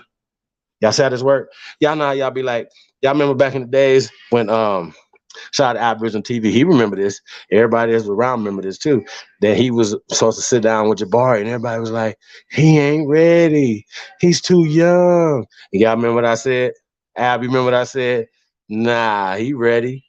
He don't have to be an old guy, whatever, to have information and know how to handle himself. Ab did a great job today with the DNA conversation with G-Rod. Had G-Rod stuttering, talking stupid, saying dumbass shit. That's what this information do. Flag on the play, man. Flag on the motherfucking play. Flag on the play, man. Flag. Aquarius. He said, who snitched? Listen, they flag Aquarius. Are you serious right now? Okay, you support a snitch who supports snitching, taking people's censorship or whatever. That's some baby boule ass shit right there. Now, see, what happens is when he came on yesterday on Bro Sanchez, right? You know what the fuck this nigga said? Y'all heard what he said. That was a recruitment. He always got to be so narcissistic. He didn't get enough attention, I guess, sometime in his life or whatever. He didn't get enough attention. So he turned that whole conversation, right, into Judge Joe Brown ambushing him to recruit him to be in organizations that he's no longer in. Here, buddy, think about this right here, right? You, sir, are a snitch. He called you that. He ain't gonna put you in this organization because you telling on shit. Dana's the FBI. That's okay. That's okay. We could talk to him about that too. We could talk to the FBI. Cherokee, Peace Empress. No, not at all. It was all about ego. He wasn't trying to represent well, first off, right? Dane Calloway just joined the community the other day when I asked him. I said, yo, are you an Aborigine? He said, yeah. You remember the Aboriginal community? Of course. Like, well, that was news to everybody. That was breaking news. So y'all didn't understand the question, and I was asking those questions then. As a journalist, I'm not always have to be a debater. Sometimes you have to hear people out. So when you ask questions, you let them fucking talk. That's what made the interview last night with Nuri so cold. Because he shut the fuck up last night and let Kanye just do Kanye. You understand what I'm saying? Once again, y'all ain't seen this interview. Sheesh. I'm gonna do that one tomorrow. We're gonna do a reaction video on that one tomorrow. We're gonna listen to the whole thing. As I'm watching everybody that watched it, just like we watched it. And these motherfuckers is talking about Big Sean, talking about John Legend, talking about everything else other than the serious shit that this brother was talking about last night. I just want to point that out. Yeah, Dane Calloway and Sister Betty flagged this channel and brother Aboriginal Powers channel and got our channels flag shut down. That's snitching. For no reason. They can't even tell nobody why the reason they did it other than being jealous. So I don't know if jealous is a reason why you should be able to shut somebody's channel down, being some jealous people. You know what I'm saying? So I don't respect it. I don't respect it at all. And I just wanted to let you guys know that. So anybody that's up in here supporting that, just letting you know, you guys support rats. You guys support liars. You guys support kleptomaniacs. These people are kleptomaniacs. Bet you know you listen. You stole the damn, what's it called? Declaration of Reclamation. Oh, I've added some stuff to it. Yeah, man. We won't even go over that. We won't even make the jokes or whatever. But yeah, we know what you did right there. Just want to keep it real, yeah. It's more for hitting buttons. The hell I'm doing. So, let's get to this right here. Let's get to this, y'all. Let me take the screen real fast. Y'all gonna learn to fuck. Don't play around with me. Keep my name out your dick sucker. I keep telling y'all that. Y'all don't be want to say that. So yeah. So they flagging, and when y'all see these people, ask them why the hell is they flagging this channel? Because I was gonna use it as a teaching tool. Once again, I thought we also be on the same side when it comes to getting this information to the people. So once again, what you were doing, because you seen 1,800 people in the chat room hating. They don't want me to get 100,000 subscribers, even though I've been shadow banned. And once again, they are contributing. Think about this, y'all. I would never flag nobody. Even when niggas making videos and disrespecting my name and my manhood, I'm not gonna call 911. I'm just gonna take you to lunch or something. You know what I'm talking about? I ain't gonna do all that. You know what I mean? So I'm not gonna do none of that. So I just wanted to point that out, y'all, that this is what these people are doing. Let's do this. I definitely want to blow this up a little bit. Okay, so we're going to start with the Library of Congress. That's what we're going to do. All right, so it's a research library that officially serves the United States Congress, okay? And the de facto National Library of the United States. It is the oldest federal cultural institution in the United States. I'm gonna say that again, y'all. Check this out. It is the oldest federal cultural institution in the United States. You just moved it. Okay, hold on. All right. Cultural institution in the United States. The library is housed in 3 buildings on Capitol Hill in Washington, D.C. It also maintains a conservation center in Culpeper, Virginia. Okay, so they got one off campus, right? The library's functions are overseen by the Librarian of Congress. We'll get back to that. Okay, librarian. There's a librarian, right? You got to have a librarian. You have a librarian, and its buildings are maintained by the architect of the Capitol. Okay. The Library of Congress is one of the largest libraries in the world. Y'all hear that? Its, quote, collections are universal, not limited by subject, format, or national boundary, and include research materials from all parts of the world in more than 450 languages. Okay? Congress moved to Washington, D.C. in 1800. I'm going to say this again, y'all, so y'all can understand the fuckery. There's a time, there's a date, 1800. The Congress, so that means that the Library of Congress, right, didn't exist until the 1800s. Okay? That's what you're reading. Okay? We moved to Washington, D.C. in 1800 after holding sessions for 11 years in the temporary national capitals in New York City and Philadelphia. Now, if you guys know history, why they're saying it's temporary, because they burnt down Washington, D.C. So New York and Philadelphia became, air quote, the capitals, right? And so they used that for 11 years before they moved it to Washington, D.C. in 1800. Okay? So just bear with me for a second, guys. Bear with me. Okay, in most cities, members of the U.S. Congress had access to the sizable collections of the New York Society Library and the Library Company of Philadelphia. So, see that? New York Society Library and the Library Company of Philadelphia. The small Congressional Library was housed in the United States Capitol for most of the 1890s. Sheesh. Most of the original collection. Hold on. What did they say right here? What did they say? Hey, what did they say right there? Most of the original collection was burnt by the British during the War of 1812. So even after they moved it to Washington, D.C. in 1800, the British burnt it down in 1812. They said most of the original collection, Danny boy, was burnt to the ground in 1812. Okay, y'all see that? I see that? With library beginning efforts to restore. So when you hear restore, right? Now you can start hearing remix singles, stuff like that. That's what you're gonna start hearing. So when y'all start hearing restore, just remember they burnt it down to remix single it to restore them in power. That's what they did. Let's get to it.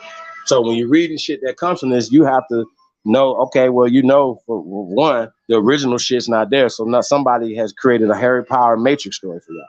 Y'all get it? Hold on a second.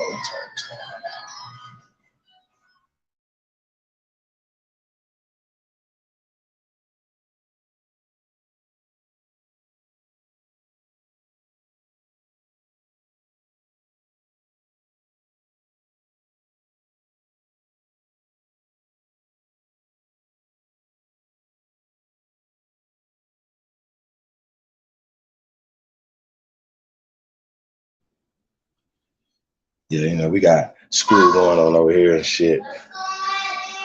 You hear babies in the background. You can hear shit going on over here. You know what I'm talking about?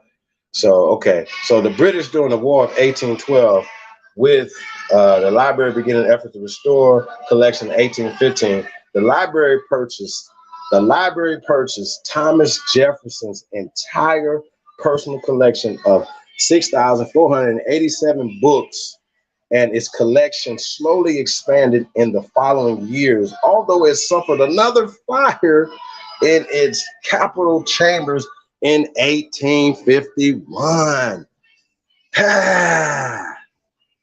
This destroyed a large amount of the collection, including many of Jefferson's books. After the American Civil War, the importance of the let's get to it. I hate to do this to y'all. But you're gonna learn today. Okay, the Library of Congress increased with its growth, and there was a campaign to purchase replacement copies for volumes that had been burned. The library received the right of transference of all copywritten works to deposit 2 copies of books, maps, illustrations, and diagrams printed in the United States. It also began to build its collections. Its development culminated between 1888 and 1894. With it's 1894. That's the folly of colonization, right? With the construction of its own separate large library building across the street from the Capitol. 2 additional buildings have been constructed nearby to hold collections and provide services. One in the 1930s and one in the 1970s. Let's see, are we moving up now to the 1900s right there? Okay, the library's primary mission is to research inquiries made by members of Congress, which is carried out through the Congressional Research Service. It also houses and oversees the United States Copyright Office. Fair use. Fuck fair use. You hear me? The library is open to the public for research, although only highly ranking government officials and library employees may check out, i.e. removed from the premise. Sheesh. Sheesh, y'all can talk to me now. Hey, what we talk about?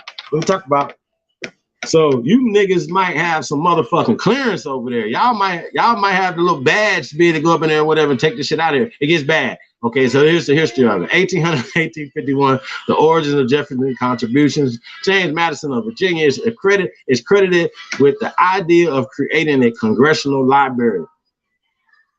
First making such a proposition in 1783. The Library of Congress was subsequently established on April 24th, 1800.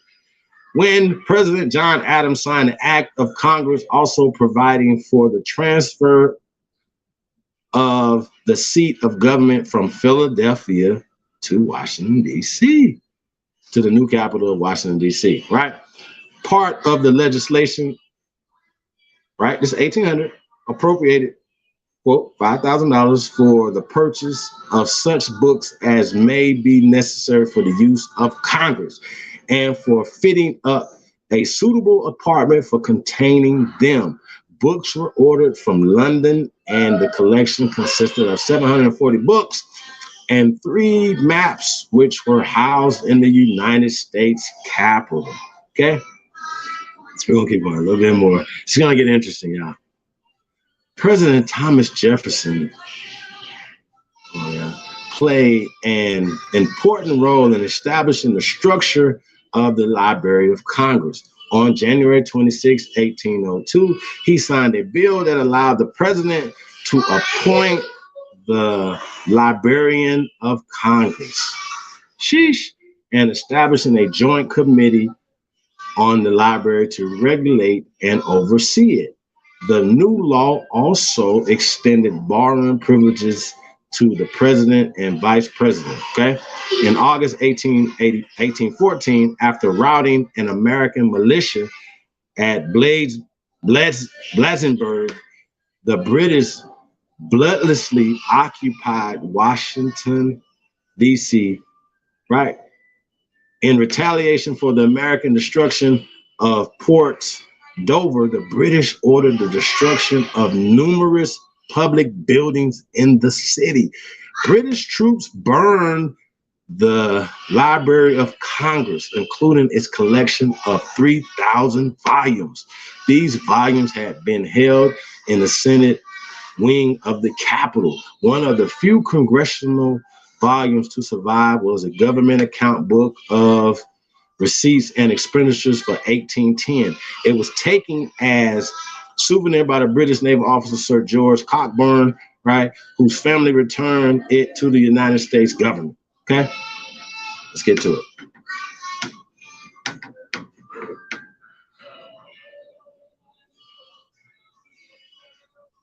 In 1940, so they got it back in 1940. Within a month, Thomas Jefferson offered to sell his large personal library as a replacement. This nigga right here was the president. He said, hey, man, I need a couple dollars for my motherfucking library. Fuck that. Congress accepted his offer in January 1815, appropriating $23,950 motherfucking dollars to purchase his 6,487 books. I would love to see this purchase agreement. They're never going to show that. Some members of the House of Representatives opposed the outright purchase, including New Hampshire's Representative Daniel Webster. He wanted to return, quote, all books of an, I want to say this word is crazy, but this is like atheistical, irreligious, and immoral tendency. Right? So some of those books, I guess he felt like they were some bullshit. Jefferson has spent 50 years accumulating a wide variety of books in several languages and on subjects such as philosophy, history, law, religion, architecture, travel, natural sciences, mathematics, studies of classical Greece and Rome, modern inventions, hot air balloons, music, submarines, fossils, right? Agriculture, and meteorology, right? He had also collected books on topics not normally viewed as part of the legislative library, such as cookbooks, but he believed that all subjects had a place in the Library of Congress, he remarked, okay? So then he said, I guess it's a quote, I do not know that it contains any branch of science which Congress would wish to exclude from their collection. There is, in fact, no such to which a member of Congress may not have occasion to refer, right? Jefferson's collection was unique in that it was working collection of a scholar, not a gentleman's collection for display. That's interesting.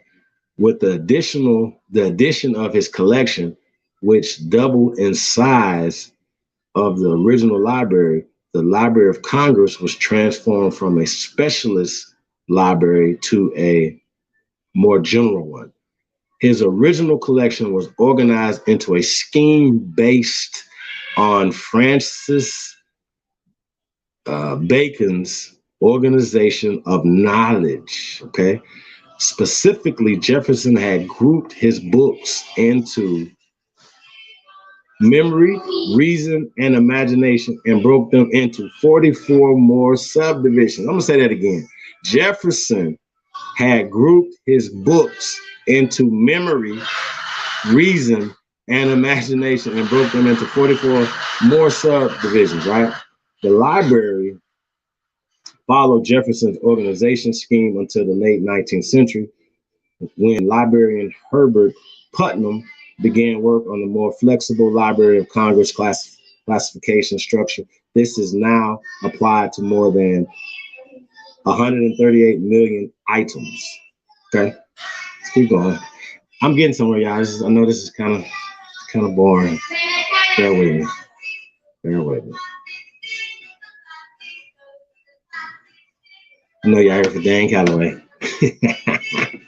1851 to 1865, right? Weakening. Okay. On December 22nd, 1851, the largest fire in library's history destroyed 35,000 books. About 2/3 of the library's collection and 2/3 of Jefferson's original transfer, right? Congress appropriated $168,700 to replace the lost books in 1852. Now, here's the thing, y'all. Here's the thing. When these books burnt down in 1800, they replaced them, right? And then theirs got burnt down, and then they replaced them with what? Like, you know, like if you had copies somewhere, like, you know, you had copies of Jefferson shit or whatever. No, y'all bought them from him or whatever, and you put them in the thing. So if once they burnt down, right, there's no replacing that. So what you guys are understanding, right? The 1790, I'm gonna give you guys a perfect example. 1790 has happened, right? Before these things burnt down. So when you have the census, everybody say, oh, the census of 1790 is the first census, right? And they'll show you a census from 1790. But what they don't know is that that was burnt as well. And what you're seeing from 1790 to 1850s, close to 1870, right, is a remix single, a rendition of some bullshit. Now, I'm saying that everything is bullshit, period. The history is imagination and everything, right? So when I did the research on Nat Turner and Harriet Tubman, y'all, you know what I'm saying, I came across these inconsistencies and things that I couldn't find on people that I should be able to find. I should be able to find Harriet Tubman. I should be able to find her parents. I should be able to find these things or whatever. And so once I couldn't find Nat Turner and Harriet Tubman, I started finding other accounts. And I started finding that they created stuff because even in Northampton, Virginia, right? For instance, not Frederick Douglass, Nat Turner, that courthouse got burnt to the ground. There's no documentation on this. This is a movie, okay? This is Michael B. Jordan and them, you know what I'm saying? Like, this is a movie, Nate Parker, and this is a movie, yo. This is not real, okay? Now, I presented these things on not only my channel back in the days, but also Lex Vortex's channel, Tribe Up, and any other body's channels that would let me be on their channel. From Sixth Dynasty, these are things I've been teaching from La Amistad to 1790 census and so on and so forth. These are the things that got us to this point, uncovering stuff like this. So I've always known this, but one thing I keep hearing in the back of my head was all blades of grass don't grow the same. So instead of me saying, hey man, I'm gonna cut this man's grass, I'm gonna cut him down, because he's saying that he's using the Library of Congress, he's using the National Archives. We're gonna get into the National Archives tonight too. And y'all have to understand that not only the Copyright Office, but also the Patent Office. These offices and these things were created to take our shit. Okay? So we're gonna get into all these things. Maybe not tonight as far as the patent office and stuff like that, but you guys have to understand that all these agencies are working together. Okay, so this is what it is. Y'all can respect it and check it. So it says, okay, we talk about this fire, right? They said $168,000 in 1852, but not to acquire new materials by 2008, right? They said that wasn't that they appropriated $168,000 in 1852. So that's a lot of money in 1852, right? $168,700 to replace the lost books in 1852, but not to acquire new materials. By 2008, the librarians of Congress had found replacements for all but 300 of the works that had been documented as being in Jefferson's original collection. Now, what's crazy is, right, once again, once you start changing languages, you start changing definitions, changing ideologies, change of regimes, change of agendas, you're going to get different people coming in writing different stuff. Do y'all understand what I'm saying? So by the time we get it, it's a remix single. So I'm not saying that we cannot use the Library of Congress, but the Library of Congress has a whole Harry Potter story attached to your life in there, like the 1619 Project. We know good and goddamn well, and they go good and goddamn well, that we've been here way longer than 1619. But the 1619 will be in the Library of Congress. The 1619 will be in the National Archives. That wasn't made in 1619. It was made in 2019. Y'all see how this works? And they're talking about 1619. So they're going to insert it in there as like it is in 1619. You know what I'm saying?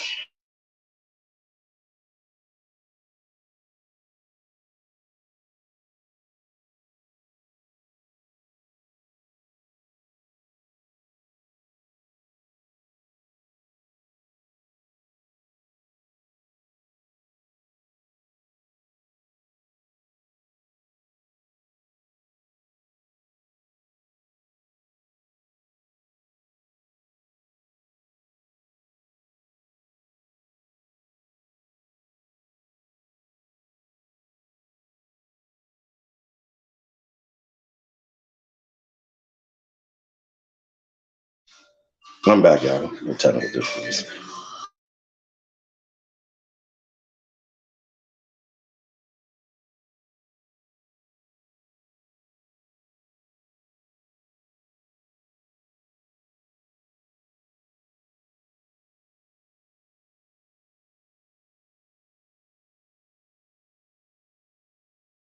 Yeah, it's a damn fool. Chris, you a damn fool. Snitching, nigga, I'm exposing the real, the truth, fool. So I don't know what the hell you talking about. So when we talking about, I'm sure you learned something right now, fool. You didn't know nothing about the Library of Congress and shit being burnt down. You didn't know nothing about that. And once again, you know, this is what we do over here. This is why I'm the GOAT, sir.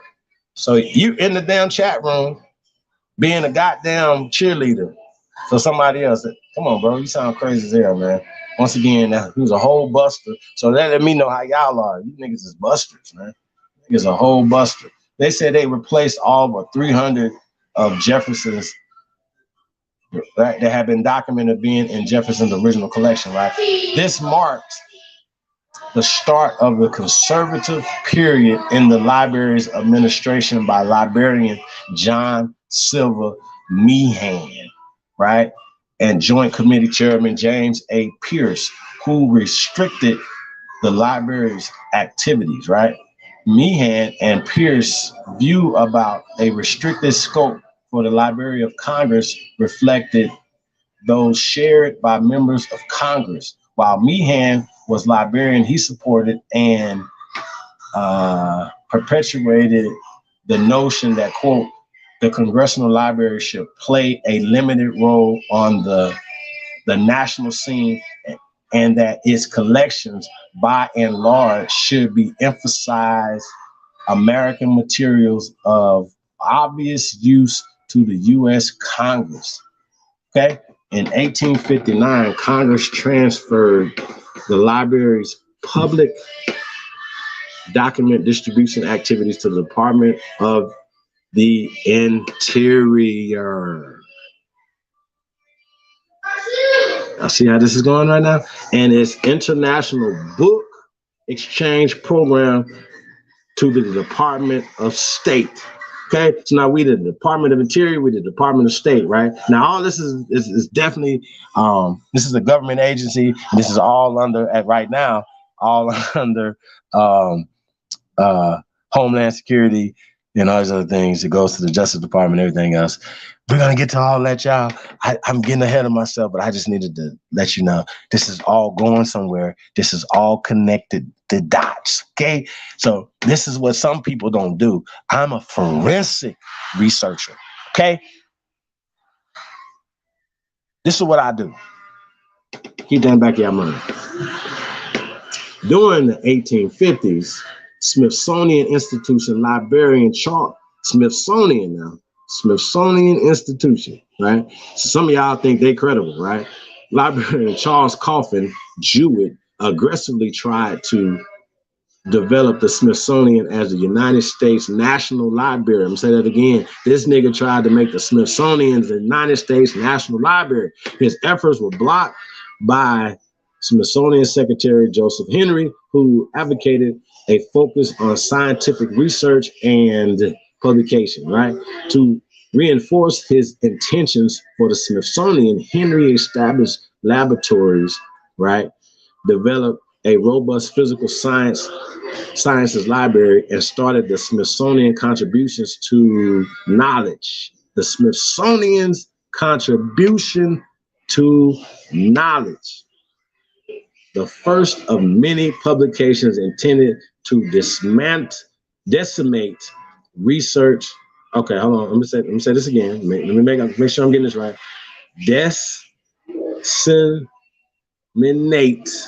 Disseminate research results. To disseminate research results. Now, one thing about me, y'all, reason why I'm the Sahab, and right, I come in peace, but I'm here also to decipher this shit. So you know what I'm saying? The reason why I'm saying some of these words like disseminate, once again, or they're saying words, you know, these are words aggressively tried to develop the Smithsonian as the National Library for the United States, right? Right.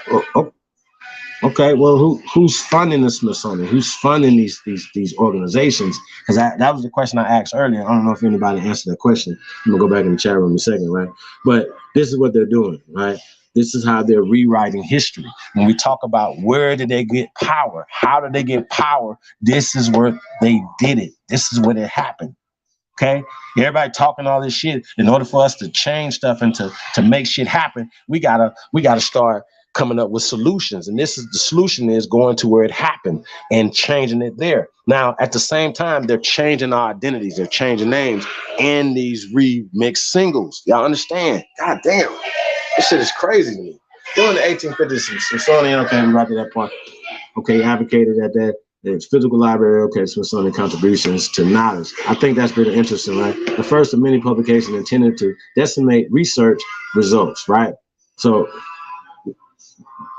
making sure everybody is on the same page once they disseminate the research results, right? For Henry, the Library of Congress, right? Now, keep in mind, this is the same time they're pushing Darwinism and pushing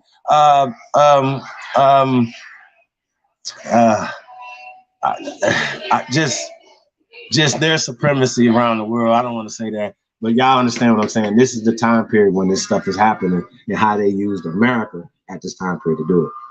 Okay, so let's see. Okay, in 1865. Wait a minute. Congress was obviously choice for the National Library, unable to resolve the conflict. Henry dismissed Jewett in July of 1854. Okay, so in 1865, right, the Smithsonian building, also called the Castle, due to its Norman architectural style, right, was severely damaged by fire. God damn. Y'all just be burning shit down. This is 1865 by fire damage. This incident presented Henry with an opportunity related, right? See, they just keep having fires, right? They just keep having fires. And every time they have fires, right, they come back with some new remix singles, shit that puts them right themselves into history. This is what they're doing. I'm telling y'all, this is what they're doing. I know it hurt. I get it. So if I was on here right now talking about Dane and gossiping or saying some other shit, it'd be 2,000 motherfuckers up in here hating. You know what I'm saying? This ain't for y'all. This is for the people that want this information, that know this information, right? Once again, it's about telling the truth. This guy pushes this as if he went and bought all this information. And we're going to show you that, once again, you can't even take copies of this. You can't even take this shit out. They shit. What are you talking about? Let alone buying it. You can't buy it. So that's a lie. Well, I go to the National Archives. I'm going to go there too and show y'all it's the same shit. These are government organizations.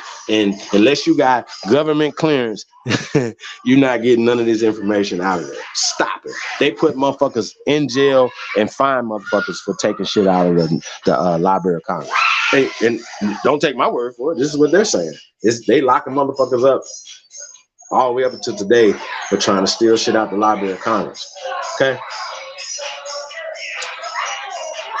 So, yeah, let's go up a little bit. I'm at the bottom right there. It says the incident presented Henry with the opportunity related to the Smithsonian's non-scientific library. Around this time, the Library of Congress was making plans to build and relocate to the new Thomas Jefferson building, designed to be fireproof.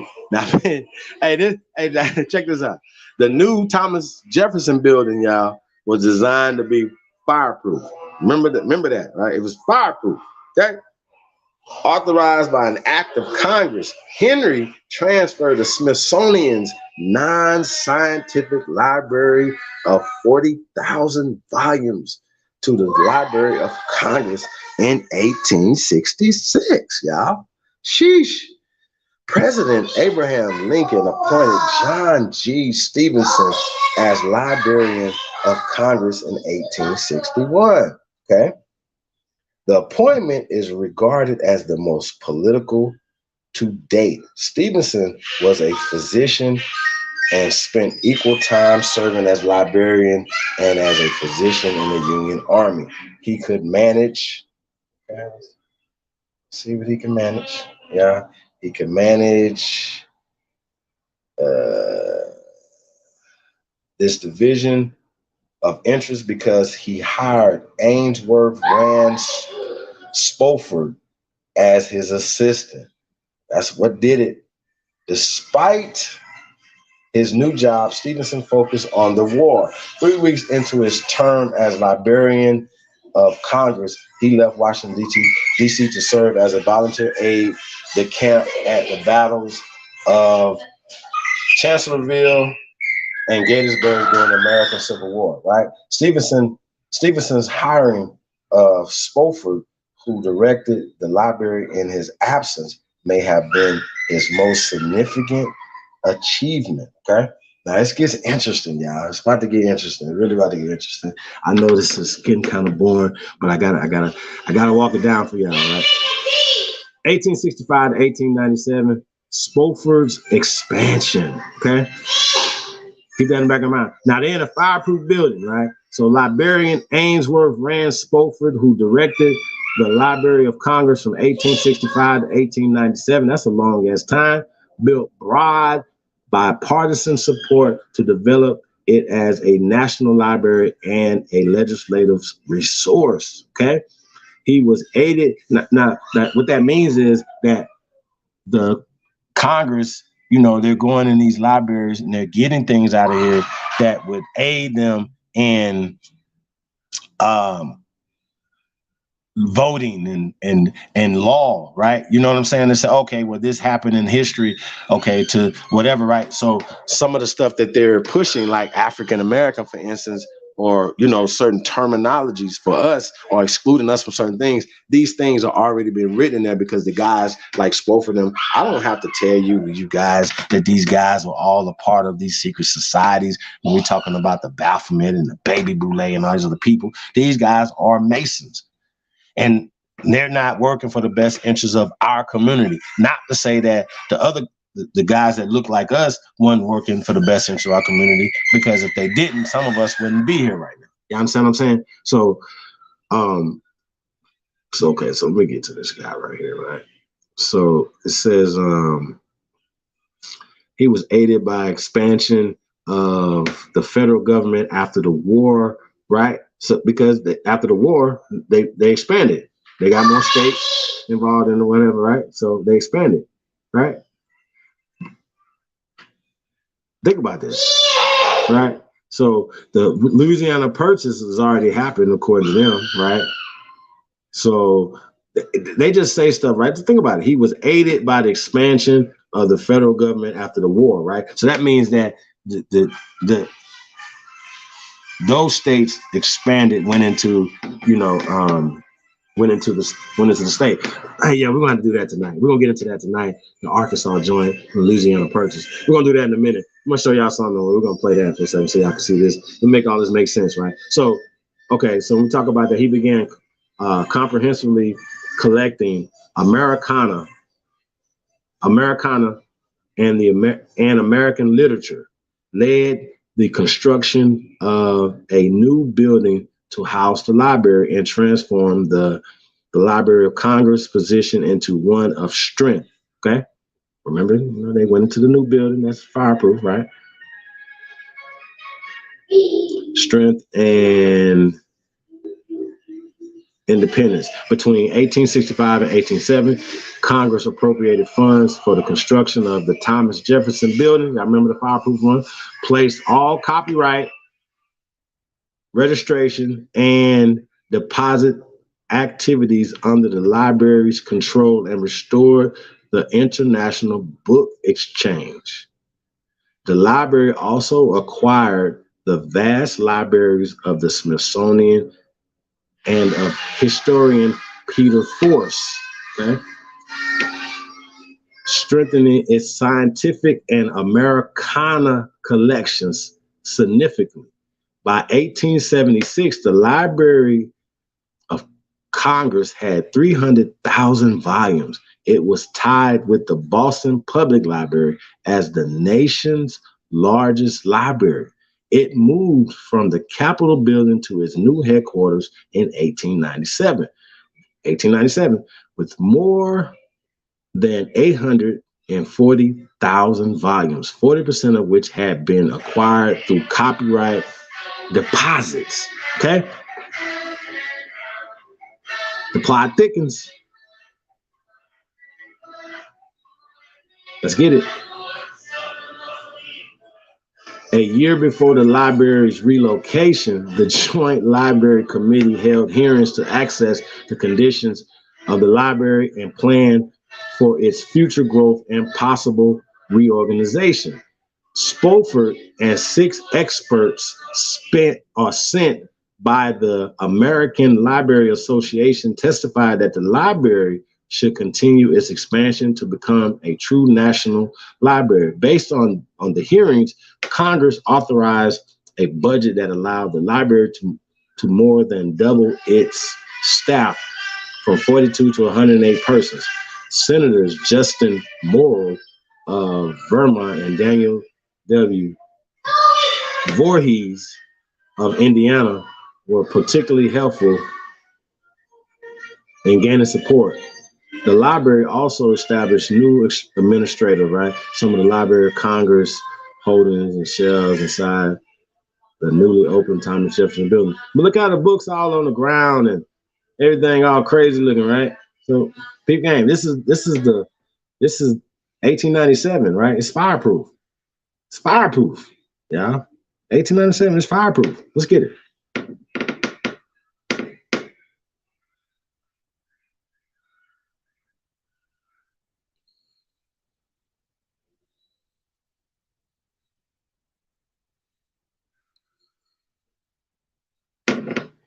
Yeah, you can move it up. So the library also established new administrative units for all aspects of the collection. In its bill, Congress strengthened the role of the Librarian of Congress. It became responsible to govern the library and make staff appointments, as with the presidential cabinet appointments, right? So this is a presidential appointment. The Senate was required to approve presidential appointees to this position, right? So 1897 to 1939, post-reorganization, right? With the support of the 1897 reorganization, the Library of Congress began to grow and develop more rapidly, right? Spokesman successful John Russell Young overhauled the library's bureaucracy, used his connections as a former diplomat to acquire more materials from around the world, okay? And established the library's first assistance programs for the blind and physically disabled. Young's successor, Herbert Putnam, held the office for 40 years from 1899 to 1939. 2 years after he took office, the library became the first in the United States to hold 1 million volumes.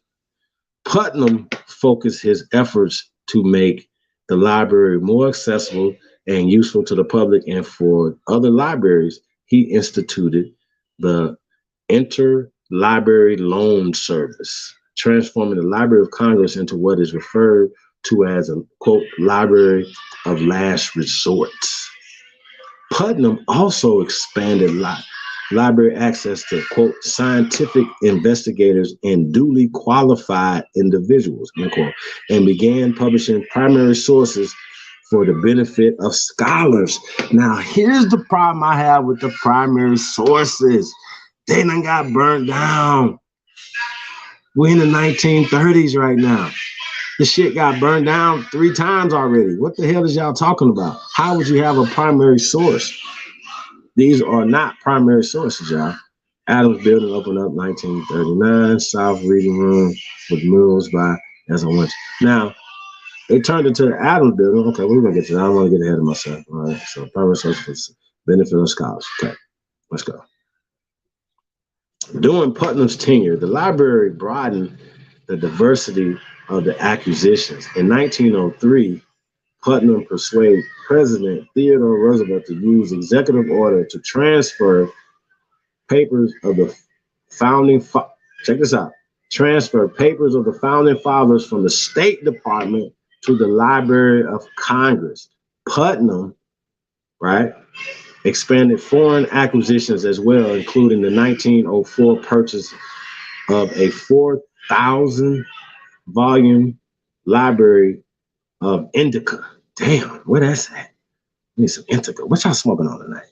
The 1906 purchase of G.V. Uden's 80,000 volume Russian library, the 1908 Schatz collection of early opera librettos, and the early 1930s purchase of the Russian Imperial Collection, consisting of 2,600 volumes from the Library of Romanov family, right? On a variety of topics, collections of Hebraica, Chinese, and Japanese works were also acquired. On one occasion, Congress initiated an acquisition in 1929. Congressman Ross Collins, Democrat in Mississippi, gained approval for the library to purchase Otto Vollmer's collection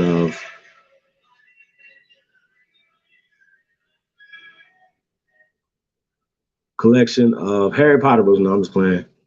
In Canubula for $1.5 million. This collection included one of the 3 remaining perfect vellum copies of the Gutenberg Bible. What? What did they just say? A Gutenberg Bible. In 1914, oh, did I miss it? Okay, Gutenberg. Copies of Gutenberg Bible was the earliest major book printed using mass-produced movable. What does that say?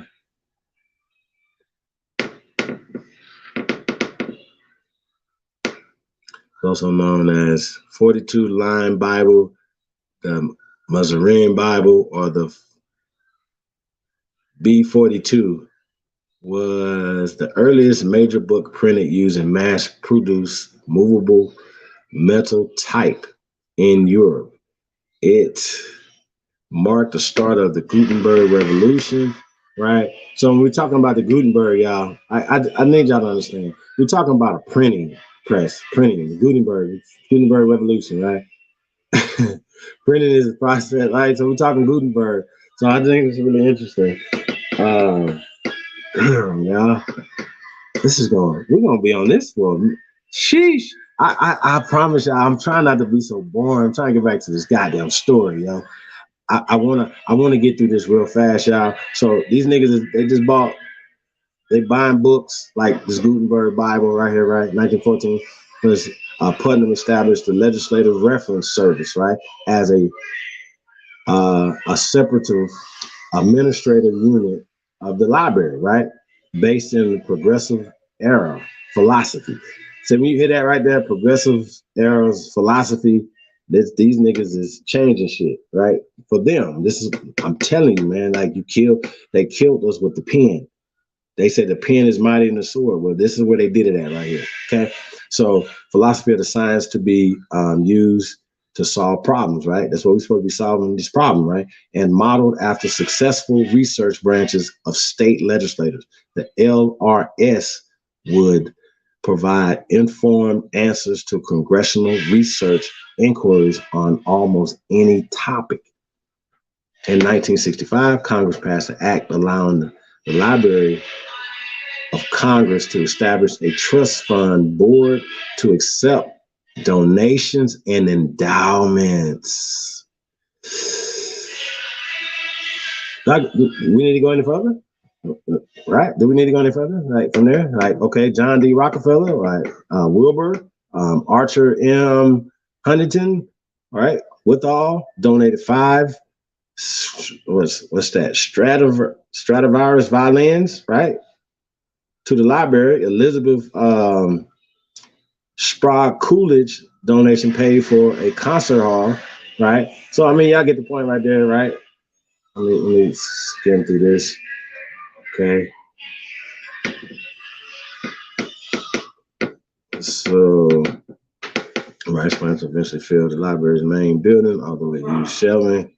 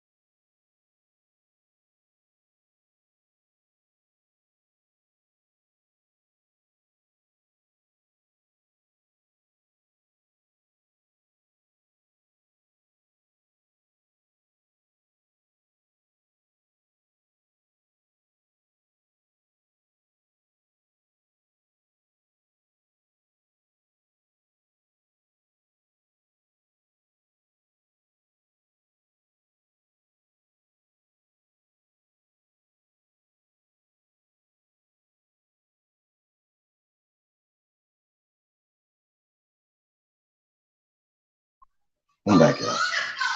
So it's modern history.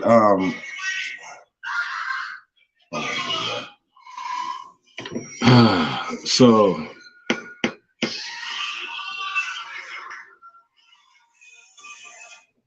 one second. Shout out to Greedy Vegan, man, sharing the video, man. Appreciate that. Shout out to Ab TV for sharing the video, man. Share my shit, man. I want to skip through this. Is getting kind of bogging us down. I'm trying to see if there's anything in here. I know there's some stuff in here I want you guys to see. Talking about the Declaration of Independence, right? So a lot of these things, right, when you're talking about these documents that are in the Library of Congress, right, they have been retranslated or translated, remixed single, all these other things, right? Okay, so Harry Truman appointed Luther Evans as Librarian Congress. Evans served in 1953. What else we got here? Congress. Some other stuff I want y'all to see with this right here. Evans successor.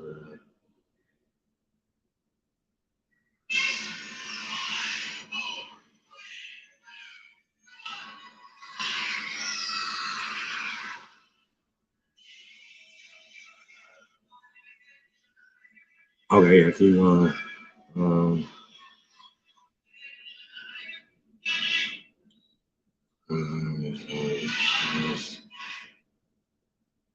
Okay, nah. See this. We'll provide this for you guys. Look over it yourself. Okay, now.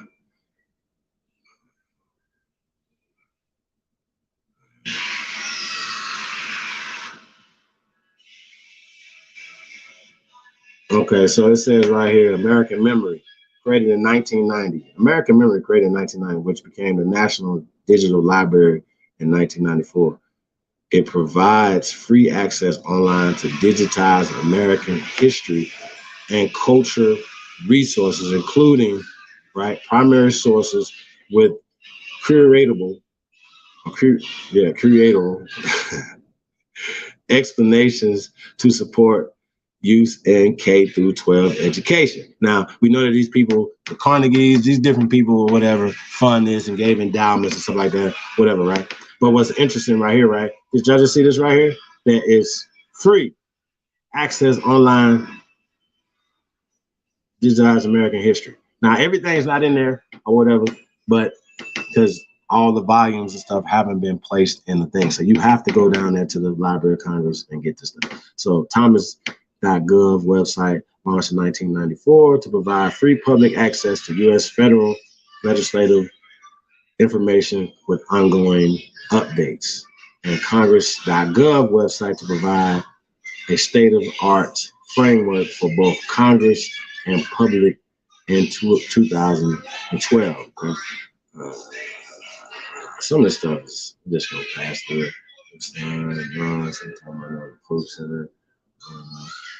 See, $60 million from John Klug in 2000. You don't do nothing for $60 million without running shit. Y'all crazy.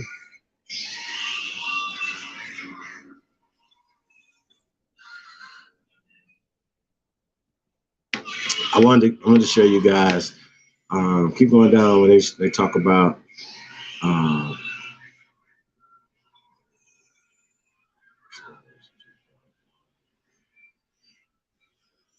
You guys can see this Vatican Library.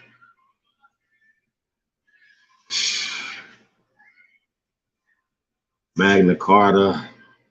Hold on, right here. Let me see this. Mass. Hey, what? I wonder what this word right here means. Mass. What's that? DEACIDIFI. What is this? Hold on, what does this say? Is a term used in library and information science for one possible measure against the degradation of paper in old books. The so-called slow fires, right? See that? Slow fires. The goal of the process is to increase the pH of acid paper on a large scale, although acid-free paper has become more common. Sheesh. Okay, so the acidification. Okay, I got you. The acidification. I just wanted to know what that was, right? All right, for me. I want you guys to see that, you know, you can't take the stuff out of there. They lock people up for that. So make sure we ain't missing nothing when we get to that. Inspector General. Then the library announced plans to archive all public communication on. Check this out. In April 2010, the library announced plans to archive all public communications on Twitter, including all communications since Twitter's launched in March 2006. As of 2015, the Twitter archive remains unfinished. Twitter, Facebook, Instagram is all attached to this thing. So they archiving shit on Twitter. That's funny. That's pretty interesting. Okay, let me say right here. Before retiring in 2015, after 28 years of service, Billington had come, quote, under pressure as the Library of Congress. This followed a Government Accountability Office report that described a, quote, work environment lacking central oversight. Okay. Now, what's interesting about this, whatever, right, it's going to talk about a lot of other, we're going to get to that, other things that were, they got wrong. Like, they get it wrong a lot. But remember, they lost stuff, so they had to recreate it. Okay. So this is a real thing. They recreated history. They burned it down and then recreated it. That's what they did. 2014 Library of September 14, 2016. Woman of first African American to hold the position. So there they go right there. Let's see what Carla looked like. Carla Hayden. Let's go check out Carla Hayden real fast. See what Carla Hayden talking about. Hayden. She looked like an old AKA or somebody else. Shit. Oh shit. She knew. She's like an old AKA. Oh, Delta Sigma Theta. I'm sworn in 14 library con, whatever, right? And so she gonna think the same way they tell her to think, as far as calling us African Americans and stuff like that or whatever. So once again, this is what's going on with this office and with this thing right here. So okay, so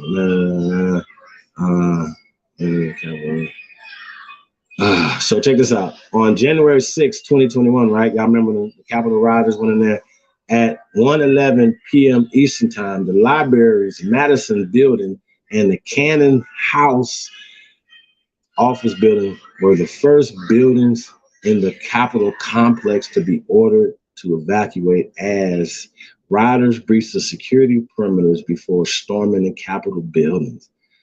Carla Hayden, right, clarified 2 days later that rioters did not breach any of the library's buildings or collections, and all staff members were safely evacuated. It's pretty interesting.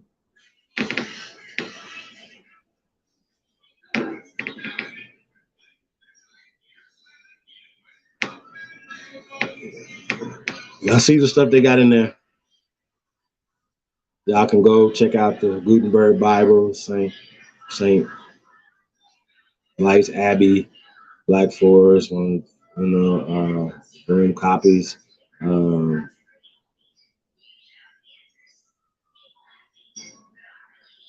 See that? Over 500,000 microfilm reels. I think that's interesting. It's a lot of information here, y'all, but like I said, a lot of it has been recreated. And if you don't know that, you could be led astray, you know? All right, legal, copyright, Jackson, copyright. Okay, so we're talking about Copyright Office right here, United States Copyright Office. Right?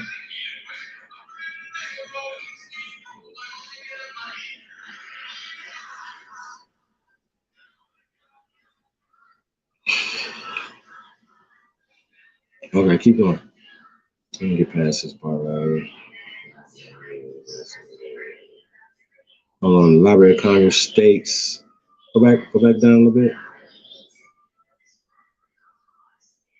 Can you go down a little bit? Right. Library of Congress holds more than 167.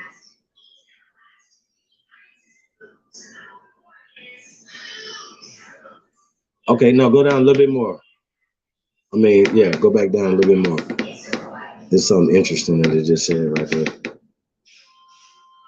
says the Library of Congress states that its collection fills about 838 miles of bookshelves, right? While the British Library reports about 388 miles. I just thought that was interesting right there. Let's keep going.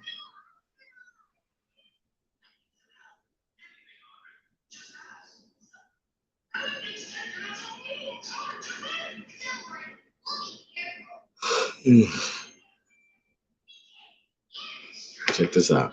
The library's first digitization project was called, quote, American Memory, launched in 1990. It's initially planned to choose 160 million objects from the collection to make it digitally available on Laserdiscs and CDs. Okay, so once again, you know, they coming together with that. Whatever. I'll keep going. There's definitely a wealth of information, yo. But like I said, you have to have discernment, and you have to know that these things happen. So a lot of you guys say, "Oh, I got this document from 1870, and it's actually 1940 or 1970." Or, you know, they said it was this. Even when you're looking at these damn these books, do not use the 1828 Webster Dictionary unless you know what the hell you're doing. You don't know what the hell you're doing, you cannot use that because they're using words in there. Like when you say, oh, American and 1828 definition of the thing, the first thing it says is native. As soon as they hear native, they're hearing Tonto. They're not understanding. So these things have been changed, and they're using the Library of Congress, right? And even the law, stuff like that or whatever, they could go to this and say, okay, well, we passed this law based off of the information that we got from the Library of Congress or the National Archives. It's the same shit. Some people say, oh, it's a National Archive. Okay, well, who funds it? Who pays for this? So you can't say that we're trusting the people that that you're saying that we're against, that we're trusting every information, that everything that they're coming out with. So my question to Dane or anybody that uses this to say, well, what don't you like? See what I'm saying? Are y'all taking everything that these people are saying hook, line, and sinker? Let me know. So, you know, keep going. There was something at the bottom I wanted to see. Okay, right here, real fast.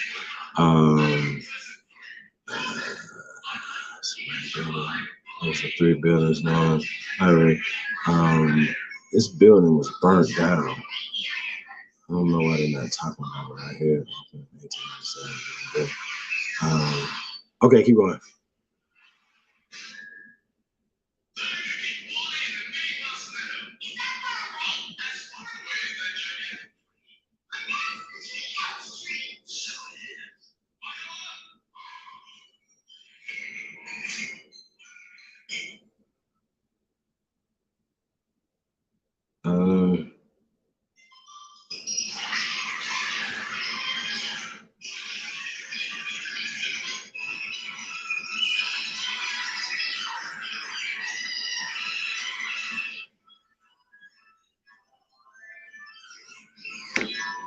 Yeah, keep going.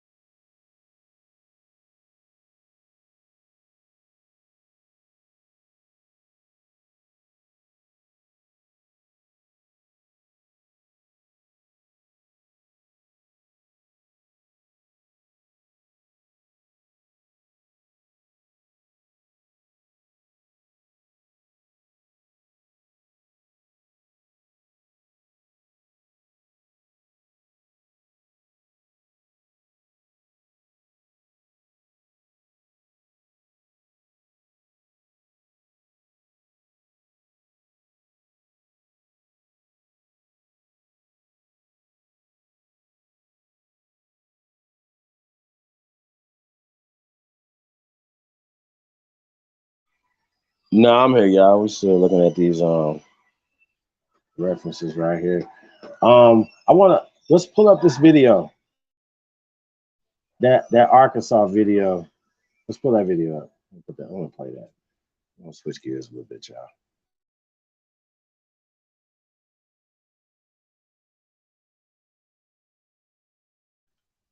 The reason why I'm pulling this stuff up, whatever, going to the National Archives, whatever, I want you guys the main thing was to show you that that shit was burned down and they reconstructed everything from the census records, stuff like that. So they will take and say, okay, well, on these new census records or whatever, that now keep in mind, courthouses were burnt down all over America. We just talking about Washington, D.C., because our records wasn't in Washington, D.C.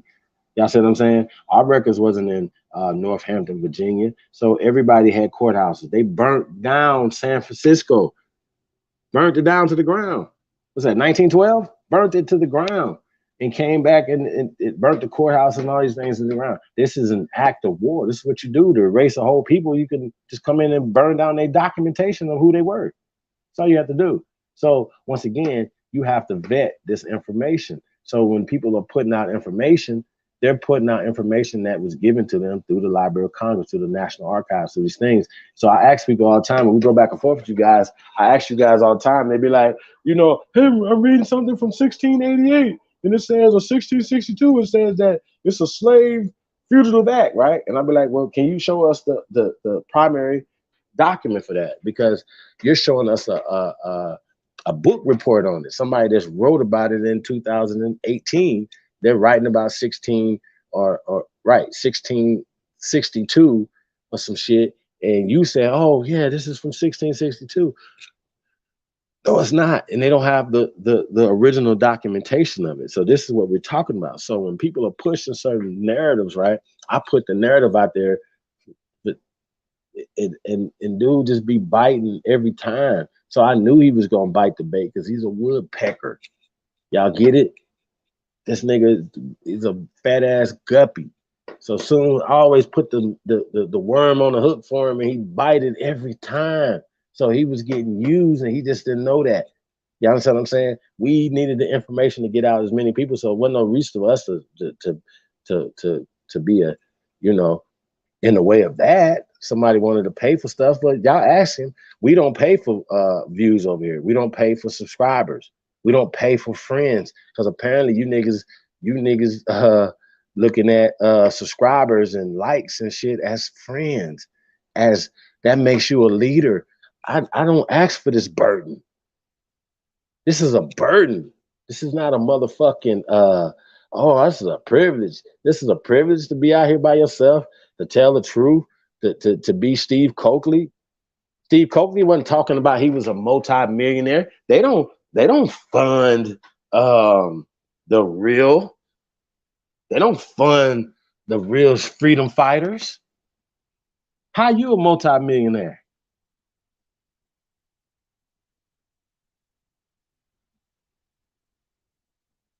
Y'all understand what I'm saying? Like y'all, come on, y'all are complicit in a lot of this bullshit, yo. Like, yo, we gonna get to some information. I know y'all was there for something else. We done got that all fucked up. Mother channel down. Flag on the play, man. Y'all, we're gonna have to ask these folks why they snitching, why they calling the people on the people. So let's get to this video right here, y'all. This is very interesting. It's kind of gonna break down some of the stuff that we were just talking about. Fuck it, let's just go. I want to say fuck fair use. This is PBS. But once again, we know that PBS. So people say, well, why are they putting this stuff in here? Why are they putting this stuff in here? Why would they change it to the truth? See, once again, it's so much overwhelming truth that once again, these people they're like the villain that's about to kill James Bond. He'll tell him the whole plot, and then James will escape and shit, and then foil him because you done told him the whole plot. This is the same type of situation. They make shit and they'll put it right there in your face.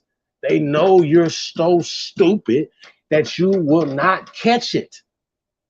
Okay? They know it. They put it right there and say, you know what? We're gonna put this in their face, see if they're gonna catch it. We're gonna catch it right now. Let's go.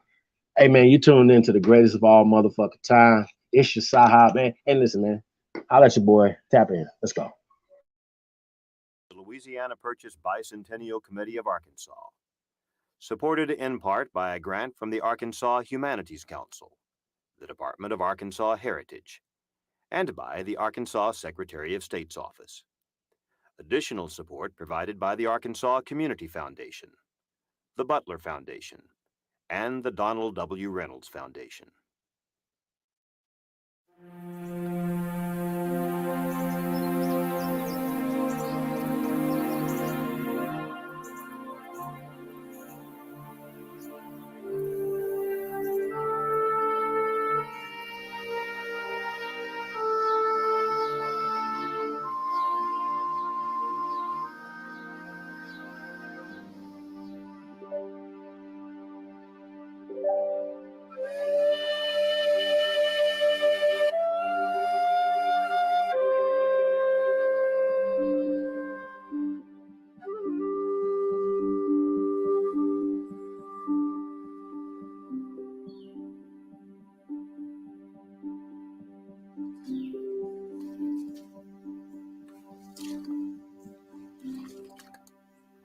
It started here. In this headwater swamp in the autumn of 1815, two federal land surveying teams met and marked the initial point for the territory of Louisiana. In a remote delta region of eastern Arkansas, a historic state park commemorates the spot where the surveyors established a starting point, a datum, for land surveys of the states of Arkansas, Iowa, Minnesota, Missouri, and the Dakotas. It's very important to understand that from this little obscure spot in the corner of 3 counties in Arkansas, the rest of the lands of the Louisiana Purchase, all the way to the Canadian border, are surveyed and tied to this spot.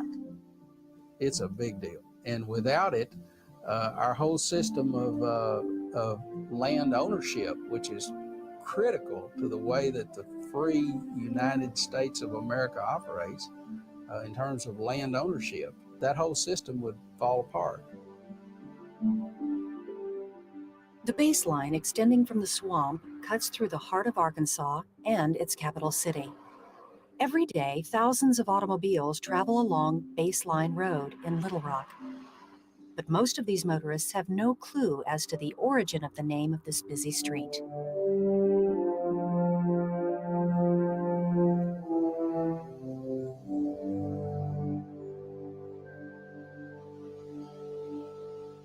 For more than 100 years, the survey marker lay hidden and forgotten underneath the leaf litter of the same tall cypress trees where the surveyors camped.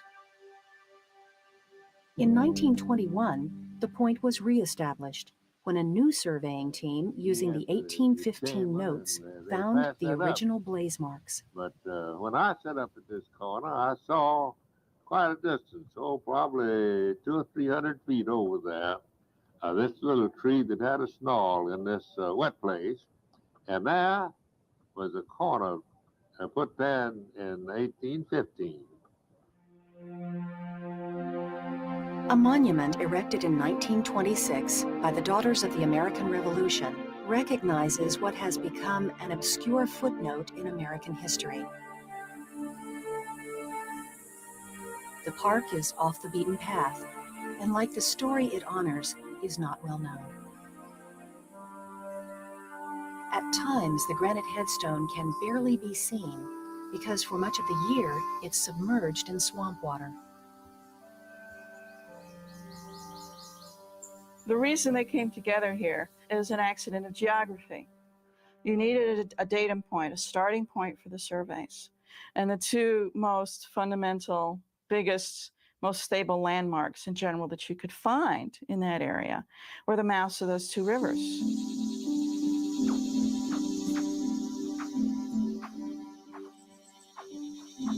The echoes in the swamp are eerie. The sights and sounds of this place look and sound exactly the way they appeared to those federal land surveyors back in 1815. It's a walk back in time to a place where it all began.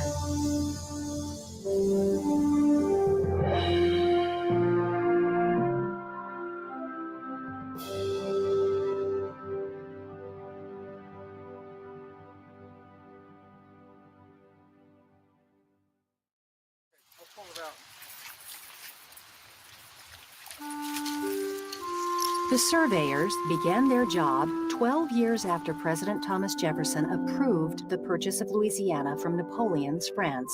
It was the best real estate deal in American history. 880,000 square miles for $15 million, less than 3 cents an acre. Almost by accident, American diplomats in Paris were able to purchase this huge amount of territory, all of the territory west of the Mississippi River to the Rocky Mountains, all of the territory drained by rivers flowing into the Mississippi River. Jefferson bought an area sight unseen, so he wasn't exactly sure what he was getting, and sending these surveyors out, they were really showing an American perspective of what the landscape was. The land survey was commissioned by President James Madison. The War of 1812 had been won, and a grateful yet financially strapped American government had promised its soldiers property in the new territory. Thanks to the Louisiana Purchase, the young nation had plenty of land to give away. But except for the area that became the state of Louisiana, none of it had been surveyed, and until it was marked off, could not be awarded as bounty to the war veterans. 2 federally deputized land surveyors, Prospect Robbins and Joseph Brown, were hired to establish the initial point. Their job was to survey 2 million acres of fertile land that could be rewarded to those soldiers who went to battle, banking on promised land west of the Mississippi. I do solemnly swear that I will truly and faithfully, to the best of my ability, perform the duty of surveyor in measuring the land of the United States, in which business I am about to be employed. So help me God. Prospect Robbins, surveyor. And so the pressure was on the surveyors after the War of 1812 to get out and subdivide this land, get it marked off into blocks, into sections and quarter sections, so that they could give the typical enlisted man a quarter section of 160 acres. Brown and his team started their survey at the mouth of the St. Francis River and began bushwhacking their way west, covering about 4 miles a day. They crossed the hilly country of Crowley's Ridge and into the Cypress Tupelo wetlands. Robbins and his team began tramping north from the mouth of the Arkansas River. They slogged through sloughs and bayous and crossed the meandering Mississippi River 6 times. They hacked their way through thickets and briars, fending off cottonmouth snakes and mosquitoes. At night, they slept in tents in the dense wilderness.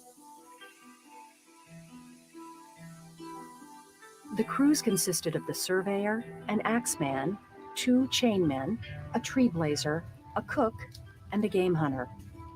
For their labor, each team was paid $2 a surveyed mile and paid only when the job was done. The most fundamental piece of equipment they used was the compass. And the compass gave them direction, because without direction, you're lost. The 66-foot chain is a very ingenious system in that it divided the mile into 80 pulls of the chain. They had to blaze the trees, mark the lines, and record the trees as they went through. They recorded essentially every piece of information that they could assemble about the geography and the terrain and the conditions of the land. October 27th, 1815. This mile over very low lands, mostly canebrake, the growth, cottonwood, sweet gum, and other lowland timbers. But a hurricane has passed over the last 1/2 mile and left scarcely a tree of any sort standing. Joseph Brown, surveyor. Wetlands encompassed about 80% of the land they crossed over. It was a country abundant in black bear and huge flocks of birds later hunted to extinction, the passenger pigeon and the Carolina parakeet. The Carolina parakeet actually resembled a parrot, very large beak, It had brightly colored feathers that were green and yellow that American Indians and settlers both coveted and used in their hats and used for decoration. If they would shoot one of these birds, then the other birds would flock to it. And so it was very easy to get rid of a whole flock of birds.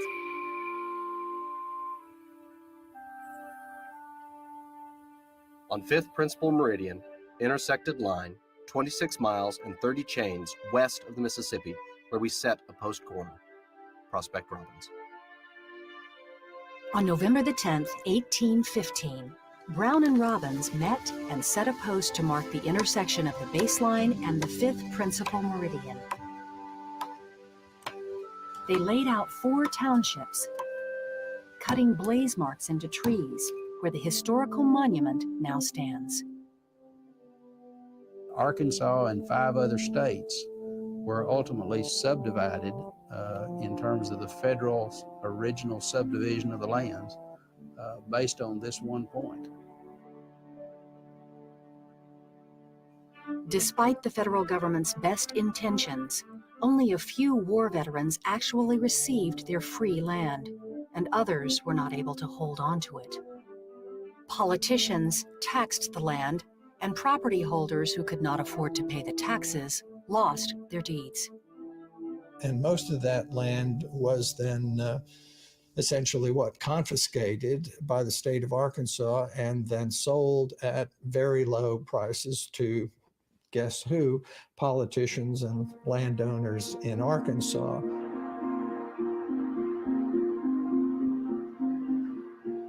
I feel like if we know this information, that we should be able to reverse some of these things. We go to court and say, hey, you guys illegally took millions of acres. Hey, you guys illegally taxed the aborigines of this land. I think this is a real thing, y'all. We got to really talk about it. Let's get it. Mississippi plantation owner William Dunbar, Philadelphia chemist George Hunter, a crew of soldiers, and a slave poled a flat boat up the river to the hot springs. And they'd be like, and a slave. About this new frontier. But probably their reports open up the curiosity for Americans, not just to the hot springs, but to the Louisiana Purchase. The same way Lewis and Clark. Hey, look what's here. Come and get it. At the time of the Louisiana Purchase, there were only a few white settlements west of the Mississippi. The oldest of these frontier trade Hey, did y'all just hear that? It was only a few pale settlers west of the Mississippi.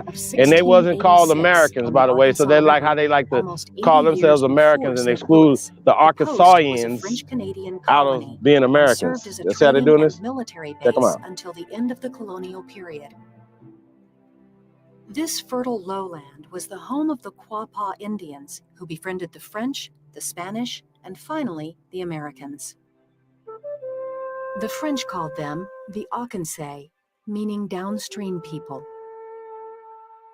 A lot of the Americans called the Arkansas Indians the Ozark Indians because the French called the Arkansas Post. See that bullshit? So wait. Who's the Americans? Who's the French? Who's the British? Who's the Spanish? See how this works? See the bullshit? Up the Arkansas River named the mountains the Ozarks after the tribe. The Quapaw grew nigga look like squash, a used beans, condom and around this corn, motherfucker. and Fuck out of hunted here. buffalo and turkey. Throughout the territory, they were known for their artistry. Yeah, y'all known for y'all artistry too, with y'all rendition of these pale-skinned people. That is a artist rendition, y'all. Making these fabulous She made it. They were known by the French for their dugout canoes. Everything they did was of a finer quality, I think, than a lot of other people that the French were dealing with. And a lot of the Indians would come in and trade with the Quapaw tribe. They had trade networks that ran all the way to. So I know y'all gonna say, "Oh yeah, no, he just made himself. He just depicted himself as being dark. That's all. That's all he did. Don't worry about it. Don't worry about it." In 1804, just after the Louisiana Purchase, the United States government took possession of Arkansas Post. It was a melting pot: French, slaves, free blacks, and Indians.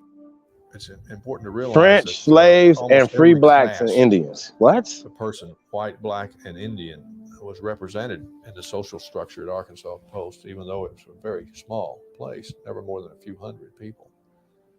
And in fact, some of the early travelers said that the French and the Indians here spoke a patois, that is a kind of separate and distinct language that was a mixture of French and Quapaw. So Arkansas Post stands as an example of how interracial and intercultural cooperation can occur. When Arkansas became a territory in 1819, Arkansas Post was named the capital, and a young printer, William Woodruff, began publishing the Arkansas Gazette newspaper. The Post was not centrally located. It was prone to flooding, and mosquitoes and malaria were a constant problem. So in 1821, the capital was moved to Little Rock, and over time, the once thriving trade post declined. In 1863, during a Civil War battle, the post was leveled by bombardment from federal cannons. Now, I want to point While out the they town had is gone, steamships in a the state park and 1800s. national Late monument 1700s going remain, into the honoring the 1800s, history they of had the first steamships. white I wanted to settlement save in the that, but Louisiana they showed it right there, so I and might the as well Indian talk about it. tribe that gave a state its name.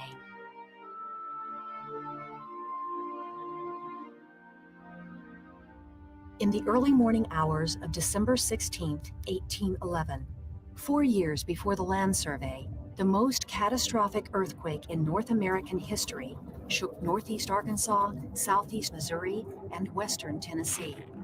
The ground split open, creating 20-foot deep cracks that ran 5 miles long. The banks of the Mississippi collapsed.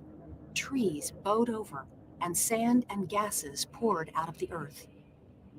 It was of enormous power. Church bells rang in Charleston, South Carolina. It was felt in Boston. It was felt in the southernmost province of Canada. It was felt in New Orleans. The land ripped apart by the New Madrid earthquake was occupied by a few thousand Cherokee Indians. A Cherokee prophet by the name of Skakwa, which means the swan, was very active in promoting the idea that the quake was a sign from the Great Spirit or the gods that Indians had gone wrong in trying to assimilate with whites. Warned by the prophet that another quake was coming to punish white pioneers, the Cherokees moved southwest and settled in the Arkansas River Valley near the foothills of the Ozark Mountains. Here, their culture ran head-on into the Osage Indians.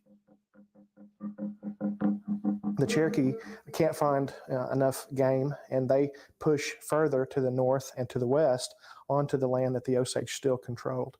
And next thing you know, you've got a full-blown war going on out here on the Arkansas River between two groups of people. On a cold December day in 1817, a company of the U.S. Rifle Regiment, the best soldiers in the Army, arrived in keelboats from Arkansas Post and established a fort to keep peace between the warring tribes. Fort Smith was a small log and stone stockade, hastily built on a bluff overlooking the confluence of the Arkansas and Poteau rivers. It was a lonely and isolated station, never housing more than 130 soldiers. The garrison, consisting of 2 blockhouses and lines of cabins or barracks for the accommodations of 70 men, is agreeably situated. The view is more commanding and picturesque than any other spot of equal elevation on the banks of the Arkansas. Thomas Nuttall, 1819. For about 7 years, from 1817 to 1824, the fort is established. It is successful in its mission. The unique thing about it is, with the exception of a couple of isolated incidents, they don't have to shoot to stop the fighting. This little outpost in the middle of nowhere stopped a war. In 1822, territorial leaders negotiated a peace treaty between the Osage and Cherokee. 2 years later, the Army abandoned the garrison. Some of the soldiers decided to stay and settle in the Fort Smith area on surveyed land deeded to them as veterans of the War of 1812. The same year the Army left Fort Smith, the Arkansas Territorial Government decided the Quapaw had outlived their usefulness.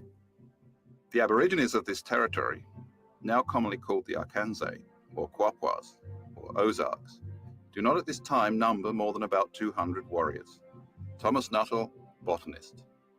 They were reduced in numbers, and they were the geographical irritants of the territory.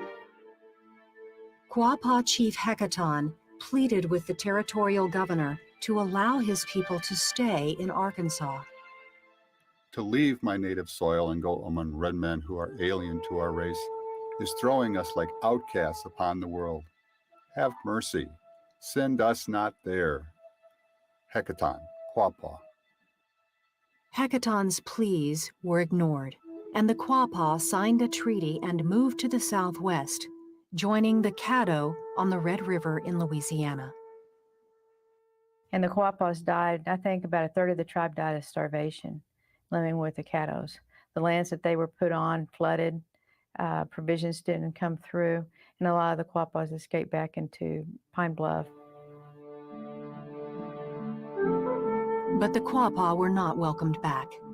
In 1835, 1 year before statehood, the Arkansas Indians were removed to the northeast corner of Oklahoma, where to this day, tribal members make their home.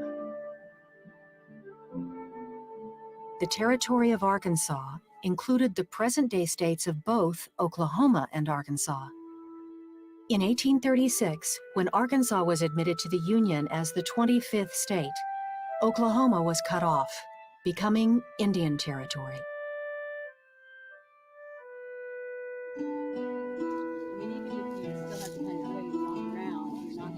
187 years after the original land survey, modern-day surveyor Bill Ruck led a group of history buffs and government officials on an expedition that followed the baseline chained by Joseph Brown and his team in 1815. They started at the mouth of the St. Francis River, and for 3 days hiked through marshy bogs and climbed over the steep hills of Crowley's Ridge, passing ancient blaze marks along the same 25-mile path recorded in Brown's journal. Yeah, now that's what they commented on. They commented on the briars, but they didn't comment on the change in terrain. Now, every now and then they'd say, okay, we're at the bottom of a ravine, or we're at the crest of the ridge, but that's all they'd say. It wasn't like, this is really bad steep in here. Here they are. Yeah, here they're coming this way. Okay. Located in a rural, out-of-the-way place, the Louisiana Purchase Historic State Park has been preserved as a national landmark.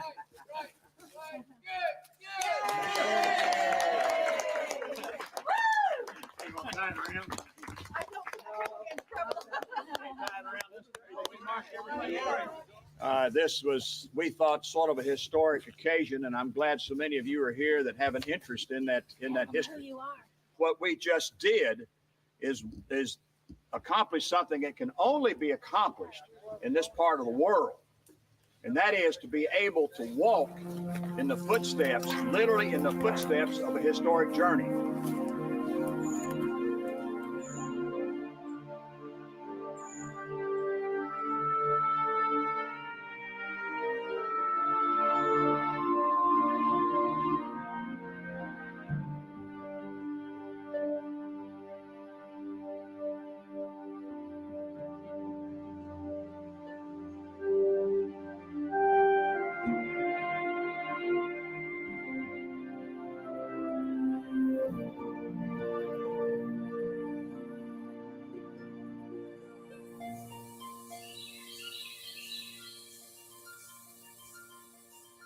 The event memorialized here could have occurred anywhere west of the Mississippi River. But of all possible places, the Louisiana Purchase Survey began in remote eastern Arkansas, in a swamp, between the mouths of the Arkansas and St. Francis rivers.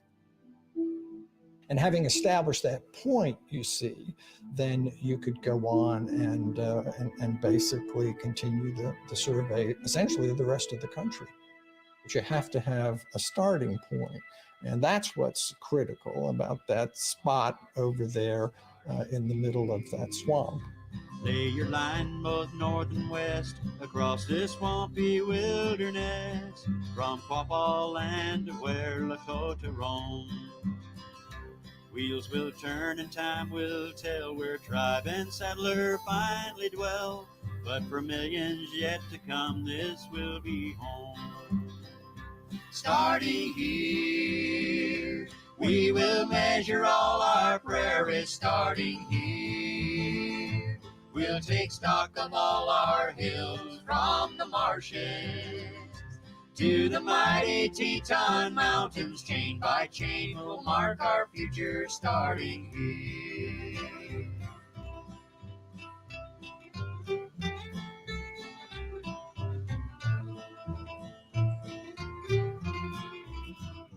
This program was produced in partnership with the Louisiana Purchase Bicentennial Committee of Arkansas, supported in part by a grant from the Arkansas Humanities Council, the Department of Arkansas Heritage, and by the Arkansas Secretary of State's Office. Additional support provided by the Arkansas Community Foundation, the Butler Foundation, and the Donald W. Reynolds Foundation.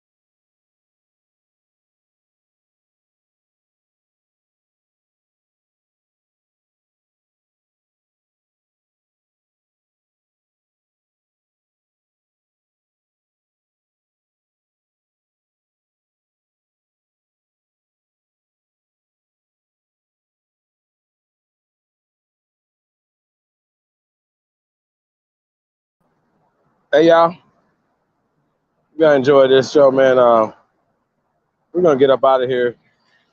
I don't know if we're gonna be back tonight, y'all. We got a lot of stuff going on. We're gonna get up out of here. Peace and blessing everybody. Matter of fact, you know what? I never put the link in the chat room real fast. Let me do this real fast. I don't want nobody to say I didn't get my opportunity to speak. I got you. I'm gonna have the link out there for like 5 minutes, y'all. Y'all can come up if you want to. Nah, we out of here. Flag on the play. Flag on the play.